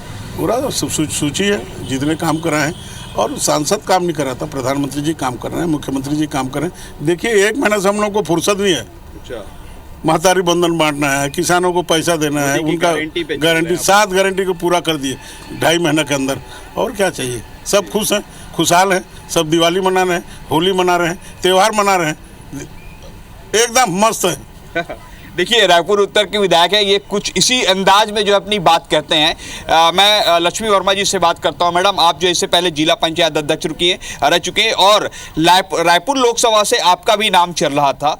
आप कैसे देखते हैं कि बीजेपी इस बार यहां से जीत पाएगी? हालांकि जो लगातार पिछले 3 दशक से, मैं सीधे तौर पर कहूं, रमेश बैस 7 बार सांसद रहे हैं, उसके बाद जो है सुनील सोनी को जो है ये टिकट मिली थी और इस बार टिकट कट भी गई उनकी। देखिए, रायपुर जो लोकसभा है वो भारतीय जनता पार्टी के पक्ष में हमेशा से वातावरण रहा है, क्योंकि भारतीय जनता पार्टी ने हमेशा से, देखिए, आज प्रधानमंत्री बनने के बाद देखिए नरेंद्र मोदी जी 2014 के बाद में जिस प्रकार से आम जन के लिए योजना बनाए हैं और उससे वोट प्रतिशत हमारा लगातार इस लोकसभा में भी बढ़ा है। तो हम ये कह सकते हैं कि आम जनता जो है मोदी जी के कामों से खुश है और आम जनजीवन जो चाहती है। मैं बताना चाहूँगी कि जैसे प्रधानमंत्री आवास योजना जो वृहत स्तर में और एक बड़ा राशि देकर गरीबों के लिए आवास योजना बनाया जा रहा था, लेकिन पिछले आप कह रहे कि आम जनता, तो आम जनता ही से ही सवाल करते हैं। यहाँ पर अभी मरीन ड्राइव में आप हैं सर, मोदी की गारंटी पे बीजेपी कह रही है कि मोदी की गारंटी पे हम काम कर रहे हैं। क्या आप काम आपको संतुष्ट है कि और कुछ होना चाहिए? बिल्कुल संतुष्ट है सर। क्या कहेंगे मोदी की गारंटी को लेकर? मोदी गारंटी, उन्होंने काम अच्छा किया है। हम लोग बीजेपी वाले हैं, शुरू से ही बीजेपी वाले हैं। आप तो आम जनता कह रहे थे, आप तो बीजेपी के कार्यकर्ता अच्छा सपोर्टर हैं। देखिए, दरअसल ये मैं यहाँ पर एक अपने बुलाया इनको, तो ये दरअसल वोट देने वाले हैं, ये समर्थक के साथ साथ जो है। बातचीत करेंगे गिरीश दुबे जी से, जो जिला अध्यक्ष है अभी कांग्रेस के। सर, इस बार क्या कुछ रहेगा खास कि आप लोग जीत पाएंगे? पिछले 2.5 दशक से तो आप लोग जीत ही नहीं पा रहे हैं। ये भी चर्चा चल रहा है सोशल मीडिया में कि कांग्रेस को तो, बीजेपी को तो वॉकओवर मिल गया है पहले से ही। ऐसा बिल्कुल नहीं है। भाजपा शुरू से भ्रम फैलाती है, उसके बाद चुनाव लड़ने जाती है। देखिए, मैं ये कहना चाहता हूँ कि भाजपा कहाँ है? मोदी जी पार्टी है कि भाजपा पार्टी है? उसका नाम बदलकर भाजपा का मोदी कर देना चाहिए। अगर मोदी की गारंटी है, पार्टी का नाम क्यों नहीं लेना चाहते लोग? भाजपा, हम तो कांग्रेस के बैनर तले चुनाव लड़ रहे हैं, हमारे नेता जो है वो कांग्रेस के नेता हैं। आप मोदी की गारंटी की बात करते हैं, भाजपा की गारंटी की बात, परिवारवाद की ओर ले जाना चाह रहे हैं। दरअसल ये लोकसभा चुनाव, आपको ये बताना चाहता हूं कि परिवारवाद कहीं कोई विषय और मुद्दा नहीं है। क्या भाजपा में परिवार के लोग नहीं हैं और वहां परिवारवाद नहीं है? मैं आपको ये बताना चाहता हूं कि केवल भ्रम फैलाना, 10 वर्षों से केवल गांधी परिवार को गाली देने का काम करना अगर भाजपा का काम है, केवल अनर्गल बातें करना उनका काम है, अपने 10 वर्षों के कामों का ब्यौरा देना चाहिए। ठीक है। मेरे साथ जो है पूर्व राज्यसभा सांसद छाया वर्मा जी है। मैडम, आप जो है इससे पहले संसद में आप जाती रहीं, कई मुद्दों को उठाती रहीं, लेकिन लोकसभा में कांग्रेस का कोई प्रतिनिधित्व तो रायपुर लोकसभा से नहीं पहुंचा है, तो इस बार क्या लगता है कि पहुंच जाएंगे? विकास उपाध्याय को टिकट दिया गया है। निश्चित रूप से हमारा प्रत्याशी युवा है, जिला अध्यक्ष था, ग्रामीण क्षेत्रों में भी उसकी पकड़ है। निश्चित रूप से इस बार तख्ता पलटेगा। इस बार हमारा प्रत्याशी कांग्रेस से रायपुर लोकसभा हम जीतेंगे। उस जीतने का कारण मैं बताना चाहूँगी कि भारतीय जनता पार्टी अभी बोल रही है अमृत काल चल रहा है। कहाँ पे अमृत काल चल रहा है? विष उगलने का काम चल रहा है। महिलाओं के साथ पूरी तरह से ठगी किया गया। महतारी वंदन योजना चुनाव के समय आप फॉर्म भराए, वो फॉर्म फेंक दिए, कहाँ किए पता नहीं। फिर अभी फार्म भरवा रहे हैं, फिर तारीख पे तारीख देते जा रहे हैं। मिलेगा कि नहीं मिलेगा ये भी नहीं पता। और अगर देना ही है तो 3 महीने का एक साथ दे, 3,000 एक साथ दे। और महिला आरक्षण जब लोकसभा का चुनाव आया तो पार्लियामेंट में पास किए महिला आरक्षण करेंगे करके, लेकिन उसमें भी किंतु परंतु लगा दिए। हमारी कांग्रेस की शिल्पकार सोनिया गांधी पहले महिला आरक्षण राजीव जी पंचायती राज में लाए। मैं ले लेता हूँ, हमारे साथ जो है पूर्व विधायक नवीन मार्कंडे जी हैं। ये मैडम कह रही कि अमृत काल नहीं विष काल चल रहा है, क्या हो रहा है? सही बोल रही है। देखिए, हम तो अमृत काल के नाते जनता को राहत देने के लिए, उनको सुरक्षा देने के लिए, उनके काम करने के लिए लगातार मेहनत कर रहे हैं और हमारे नेता भी मेहनत कर रहे हैं। हमारी पार्टी की नीतियां भी वही है कि हम लोगों को अमृत काल के नाते उनको हर चीज़ अच्छा दें, उनकी जो जीवन स्तर को उठाए। लेकिन यही दुर्भाग्य की बात है कि कांग्रेस को हमेशा जो है अच्छा काम गलत लगा है और इसी को ये अमृत काल को ये विष काल इसीलिए बोल रहे हैं कि उनको हमेशा जो अच्छे चीज़ है वो भाता ही नहीं है, गलत ही होता है, ये मानते हैं उन लोग। लेकिन हम लोग अपने दिशा पर, अपने रास्ते पर हम लोग अच्छा चल रहे हैं, सेवा करेंगे। कन्हैया अग्रवाल जी से पूछते हैं, कारण कि कन्हैया अग्रवाल 2018 में जो आज बृजमोहन अग्रवाल जी हैं रायपुर दक्षिण से विधायक, उनके खिलाफ आप चुनाव लड़े थे। बृजमोहन अग्रवाल को अब पराजय बताया जा रहा है। आप भी जो है एक सीधे कहूँ तो भुक्तभोगी हैं, अर्थात हार गए, तो अब क्या कहेंगे? देखिए, हार और जीत अलग अलग विषय है, लेकिन अपराजय जैसी कोई बात नहीं होती। चुनाव में इंदिरा जी भी हारी हैं, अटल जी भी चुनाव हारे हैं और तमाम बड़े दिग्गज लोग चुनाव हारे हैं। तो ये चुनाव हारना या जीतना इस बात का संकेत नहीं कि वो आजीवन चुनाव जीतते रहेंगे। जहाँ तक लोकसभा की बात है, इस लोकसभा में तो मुझे ऐसा लगता है कि एक तीर से 2 शिकार हुआ है। एक बृजमोहन जी को निपटाने का प्रयास हुआ है, दूसरा सुनील सोनी जी को निपटाने का काम। ऐसा लग रहा है। और उसके बाद जो है बेमन से जो चुनाव लड़ रहे हैं, तो बेमन से चुनाव लड़ने वाले हैं एक तरफ और दूसरी तरफ युवा शक्ति पूरी ताकत लगा करके विकास के साथ खड़ी है, तो नतीजे क्या होंगे स्पष्ट है। ठीक है, एक जनता से बात कर लेते हैं। यहाँ पर पहुंचे हुए, आप यहाँ पर बैठे हुए हैं, बीजेपी और कांग्रेस के लोगों को आपने सुना, आपकी क्या समस्या है या रायपुर लोकसभा में क्या होना चाहिए जिसको लेकर आप कहना चाहेंगे? सर क्या ना, जो जैसे घर दे रहे बोल रहे, ठीक है ना, तो ठीक है, लेकिन जैसे मेरे जैसे लोग, जैसे मेरे पास कुछ भी नहीं है, ठीक है ना, जैसे हम जाते तो तुम्हारे महिला नहीं है तो तुमको राशन कार्ड नहीं बनेगा, ठीक है ना। महिला नहीं है तो ये नहीं, और हमारा घर खुद का नहीं है, ठीक है ना। हम किराया से तो 10-15 साल 20 साल से रह रहे हैं, ठीक है ना। हमारा कुछ बना नहीं है। नाइट सेंटर के अंदर पढ़ाई किया, ठीक है सर।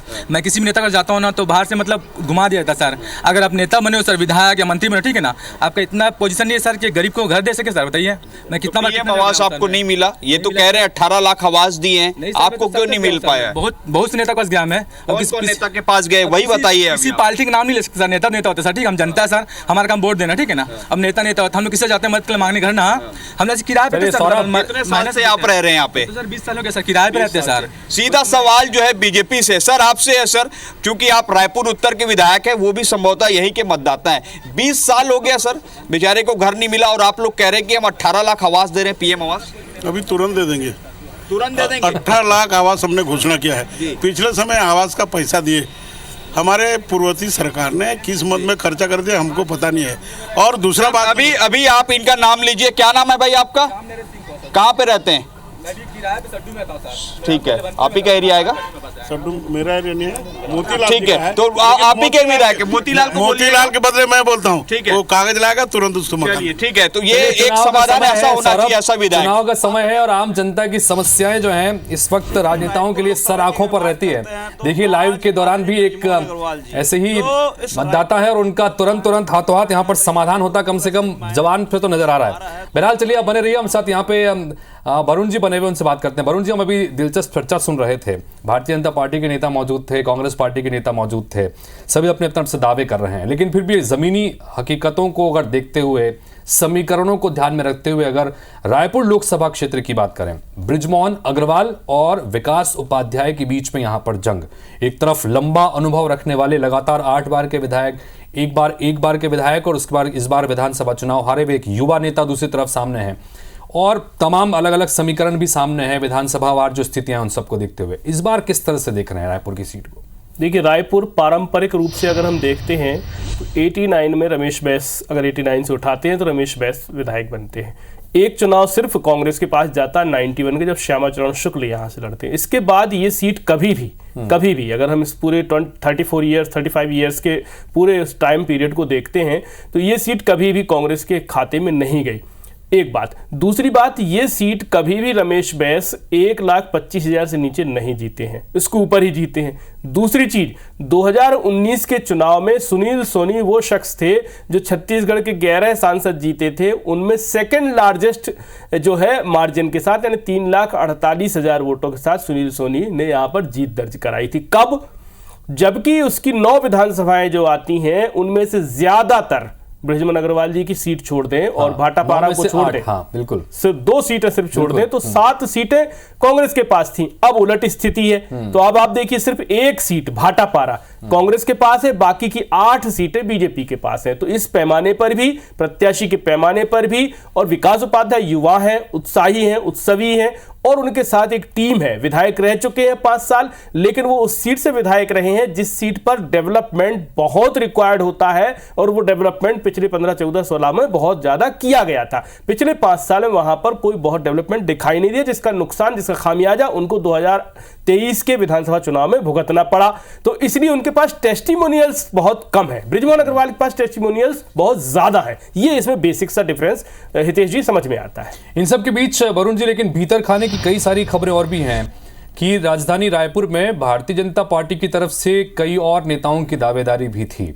कई सारी समीकरणों को ध्यान में रखते हुए उन्हें केंद्र की सियासत में भेजने के लिए ये टिकट दिया गया है, या तमाम और भी कई सारी चीज़ें थी। बृजमोहन खुद यहाँ से चुनाव नहीं लड़ना चाहते थे, ये तमाम इस तरह की बातें भी थीं।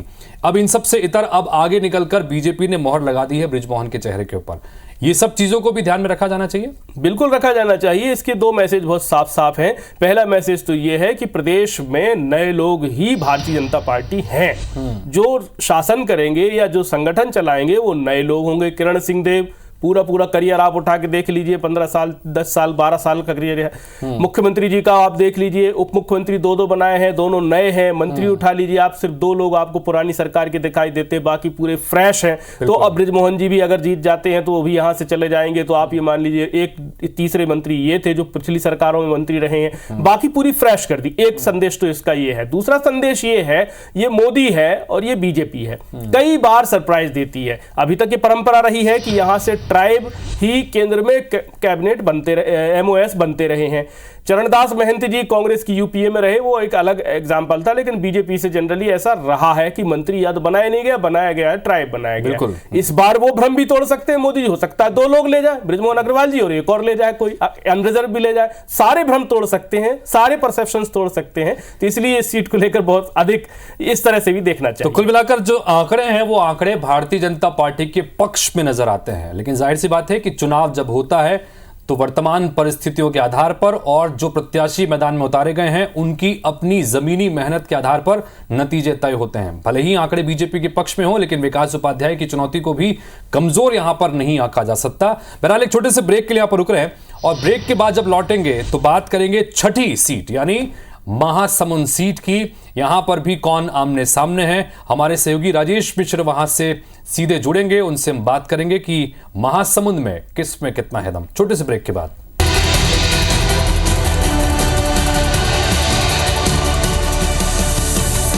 6 लोकसभा सीटों पर अब तक तस्वीर साफ हो चुकी है बीजेपी कांग्रेस की। मध्य छत्तीसगढ़ में उन एक सीट पर हमारे संवाददाताओं के जरिए वहां की जनता की राय जानने समझने की कोशिश कर रहे हैं कि किन समीकरणों को देखते हुए बीजेपी कांग्रेस ने प्रत्याशी मैदान में उतारे हैं, उनमें किस में कितना है दम। अब तक हम 5 लोकसभा सीटों पर बात कर चुके हैं और अब एक जो महत्वपूर्ण लोकसभा सीट है वो है महासमुंद सीट। और महासमुंद सीट पर जो पहले प्रत्याशी दोनों आमने सामने हैं वो तस्वीर आपके सामने रखें। रूप कुमारी चौधरी को यहां से इस बार भारतीय जनता पार्टी ने मैदान में उतारा है, अघरिया समाज से आती हैं।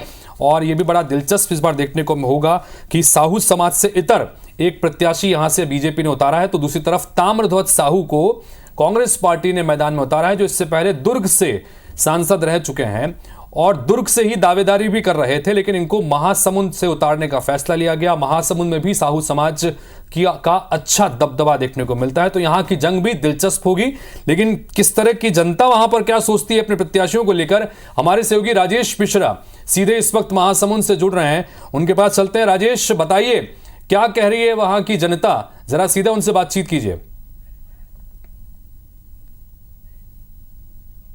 अभी हम खड़े हैं महासमुंद लोकसभा क्षेत्र के मुख्यालय महासमुंद में। अगर महासमुंद की बात करें तो यहाँ पर विधानसभा के रिजल्ट की बात करें तो 8 विधानसभा में से 4 में भारतीय जनता पार्टी के विधायक हैं और 4 में कांग्रेस के विधायक हैं। मतलब मामला बराबरी का है। अगर हम बात करें कि राजधानी के सबसे करीब का अगर कोई विधानसभा है तो ये है, लोकसभा है तो है महासमुंद लोकसभा है। मगर समस्याओं की बात करें तो राजधानी की तुलना में जितना सहूलियत यहाँ पर होना चाहिए उतनी सहूलियत यहाँ पे नहीं है। पूर्व विधायक हैं विमल चोपड़ा जी, ये द्वारिकाधीश जी हैं जो खल्लारी के विधायक हैं, कांग्रेस की जिला अध्यक्ष यहाँ मौजूद हैं, और ये चुनाव संचालन समिति के सदस्य जो हैं भारतीय जनता पार्टी के वो हैं, और इनके साथ साथ कुछ इनके समर्थक भी हैं, कुछ महासमुंद की आम जनता भी यहाँ पर मौजूद हैं। अगर महासमुंद की समस्या की बात करें तो सबसे बड़ी समस्या आपको कौन सी नजर आती है? महासमुंद जो जिला है ना, ये उड़ीसा का कालाहांडी जिला है। ना यहाँ उद्योग है, ना यहाँ पर कोई सिंचाई का साधन है।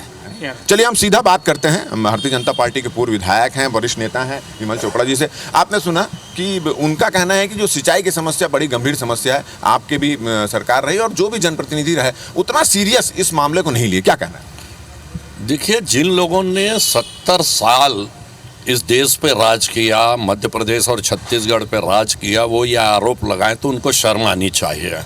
भारतीय जनता पार्टी का जब जब शासन आया है, चाहे जनता पार्टी का शासन रहा हो 77 में, सड़क से लेकर सिंचाई तक और शिक्षा के क्षेत्र में भारतीय जनता पार्टी और जनता पार्टी ने जो काम किया है वो आज तक इतिहास में किसी ने नहीं किया। इनका सीधा सीधा ये कहना है कि भारतीय जनता पार्टी ने सिंचाई के लिए बहुत गंभीरता से काम किया है, और सिकासेर से जो पानी आना चाहिए उसके भारतीय जनता पार्टी की सरकार जब आई तो उन्होंने इसके लिए प्रयास किया। कांग्रेस की जो 5 साल की सरकार रही उसने कुछ नहीं किया। द्वारका जी भी हमारे बीच उपस्थित है, हम उनसे भी बात करेंगे, मगर और भी लोगों से बातचीत करते हैं। एक आम नागरिक से के बारे में बात करें, महासमुंद के एक आम नागरिक के हिसाब से सबसे बड़ी समस्या क्या नजर आती है? सिंचाई की तो बात कर लिया, उसके अलावा और क्या समस्या है? अपने यातायात की जो समस्या उठाई थी उसी में मैं एक बात जोड़ना चाहूँगा। आज 10 साल हो गए, महासमुंद के स्टेशन की सुविधाओं में विकास जो होना चाहिए नहीं हो पा रहा है। बुजुर्ग यात्री, दिव्यांग यात्रियों के लिए एक प्लेटफॉर्म से दूसरे प्लेटफॉर्म में जाने की कोई सुविधा नहीं है। यहाँ पे रोजगार की व्यवस्था जितनी होनी चाहिए, शिक्षा की व्यवस्था जितनी होनी चाहिए, क्या संतुष्ट है उससे आप? युवा और स्टूडेंट होने के नाते मैं ये सबसे बड़ी समस्या समझता हूँ कि किसी भी विकसित देश के निर्माण के लिए इंजीनियर का होना बहुत ज़रूरी है। और 2000 से जब छत्तीसगढ़ बना उसके बाद से लेके आज तक छत्तीसगढ़ में सिर्फ 3 गवर्नमेंट इंजीनियरिंग कॉलेज है। एक रायपुर में स्थित है, एक बिलासपुर में और एक जगदलपुर में, और वो भी काफ़ी लिमिटेड सीट और लिमिटेड ब्रांच के साथ स्थित है। चलिए, आपके हिसाब से सबसे बड़ी समस्या क्या है? कि शिक्षा की बात कर लिए, रेलवे की बात कर लिए, सिंचाई की बात कर लिए, इसके अलावा और क्या है? स्वास्थ्य की, सबसे बड़ी स्वास्थ्य की, जो सबसे हमारी प्राथमिक चीज़ें जो सरकार करती है, स्वास्थ्य करती है, सफाई करती है। स्वास्थ्य क्या किया? हमारे माननीय पूर्व विधायक चोपड़ा विमल भैया यहाँ खड़े हुए हैं। जब भी सरकारी अस्पताल में उनके शासन में बीजेपी शासन कुछ होता था वो दौड़ के चले जाते थे। दोनों विधायक यहाँ पे मौजूद हैं। विमल जी से हमने बात कर लिया, द्वारिकाधीश जी हैं, उनसे भी हम बात करते हैं। आपने सुना कि सबसे पहले तो भारतीय जनता पार्टी का दावा है कि सिंचाई के क्षेत्र में भारतीय जनता पार्टी ने पूरी गंभीरता से काम किया है। जब रमन सिंह की सरकार थी तो पानी लाने का प्रयास किया सिकासेर से, और उसके बाद कांग्रेस की सरकार आई तो इनका सीधा सीधा आरोप है कि कांग्रेस उसने ध्यान नहीं दिया। फिर भारतीय जनता पार्टी की सरकार आई तो सिंचाई पर ध्यान दे रहे हैं, क्या कहना है? देखिए, ये सर्वथा अनुचित है। सिकासेर की बांध की बात है तो 15 साल भारतीय। चलिए, तो राजेश हमारे सहयोगी इस वक्त महासमुंद मौजूद हैं और वहां पर सीधे लोगों से लाइव बातचीत कर रहे हैं। कई तरह की समस्याएं महासमुंद के लोग यहां पर इस वक्त बता रहे हैं, और उसमें एक महत्वपूर्ण बात यह भी है कि उन्होंने, एक शख्स ने कहा कि ये उड़ीसा का काला हांडी है, यानी कि विकास की चीजें यहां पर हुई नहीं है। बहरहाल वरुण जी, जाना चाहेंगे आपसे, विधानसभा वार स्थिति देखी कि 4 कांग्रेस के पास में है, 4 बीजेपी के पास में है। 99 के बाद में पहली बार ऐसा हो रहा है कि इस लोकसभा सीट से किसी साहू को इस बार मैदान में बीजेपी ने नहीं उतारा है। रूप कुमारी चौधरी के रूप में एक अघरिया समाज से प्रत्याशी उतारा है, जबकि ये साहू बाहुल इलाका है। ताम्रध्वज साहू को कांग्रेस ने यहां से उतार दिया है। महासमुंद की जंग को कैसे देखें? देखिए, भाजपा के मामले में अगर बात करते हैं तो बीजेपी हर बार एक नया फार्मूला सेट करती है, चाहे वो 14 का चुनाव हो, 19 का हो या आप 24 का चुनाव हो। तो ये फार्मूला यहाँ पर एक जो साहू बाहुल्य वाला जो एक परसेप्शन है 1999 से लेकर के 2019 तक, यहाँ से साहू कैंडिडेट ही लड़ते और जीतते रहे हैं। बीच में अजीत जोगी 2009 में यहाँ से आए थे और आपको याद हो वो चुनाव बड़ा रोचक हो गया था, जिसमें गैरह चंदूलाल नाम के लोग उतार दिए गए थे। तो ये कह सकते हैं कि इस बार ये फॉर्मूला यहाँ इन्होंने जो है डाइल्यूट करने की बीजेपी ने कोशिश की है। कांग्रेस ने पारंपरिक रूप से ताम्रध्वज साहू को भेजा। ताम्रध्वज साहू मजबूत व्यक्ति हैं, मुकाबला कड़ा होगा, ये सीट भी इतनी तो मुकाबला कड़ा होगा ये तय है, क्योंकि विधानसभा वार स्थिति भी यही इशारा करती है कि 4 सीटें कांग्रेस के पास, 4 बीजेपी के पास। बहरहाल इस वक्त 6 सीटों पर 6 संवाददाताओं की पूरी टीम के साथ में हमने जानने समझने की कोशिश की कि जो प्रत्याशी दोनों तरफ से मैदान में हो उसमें किस में कितना है दम।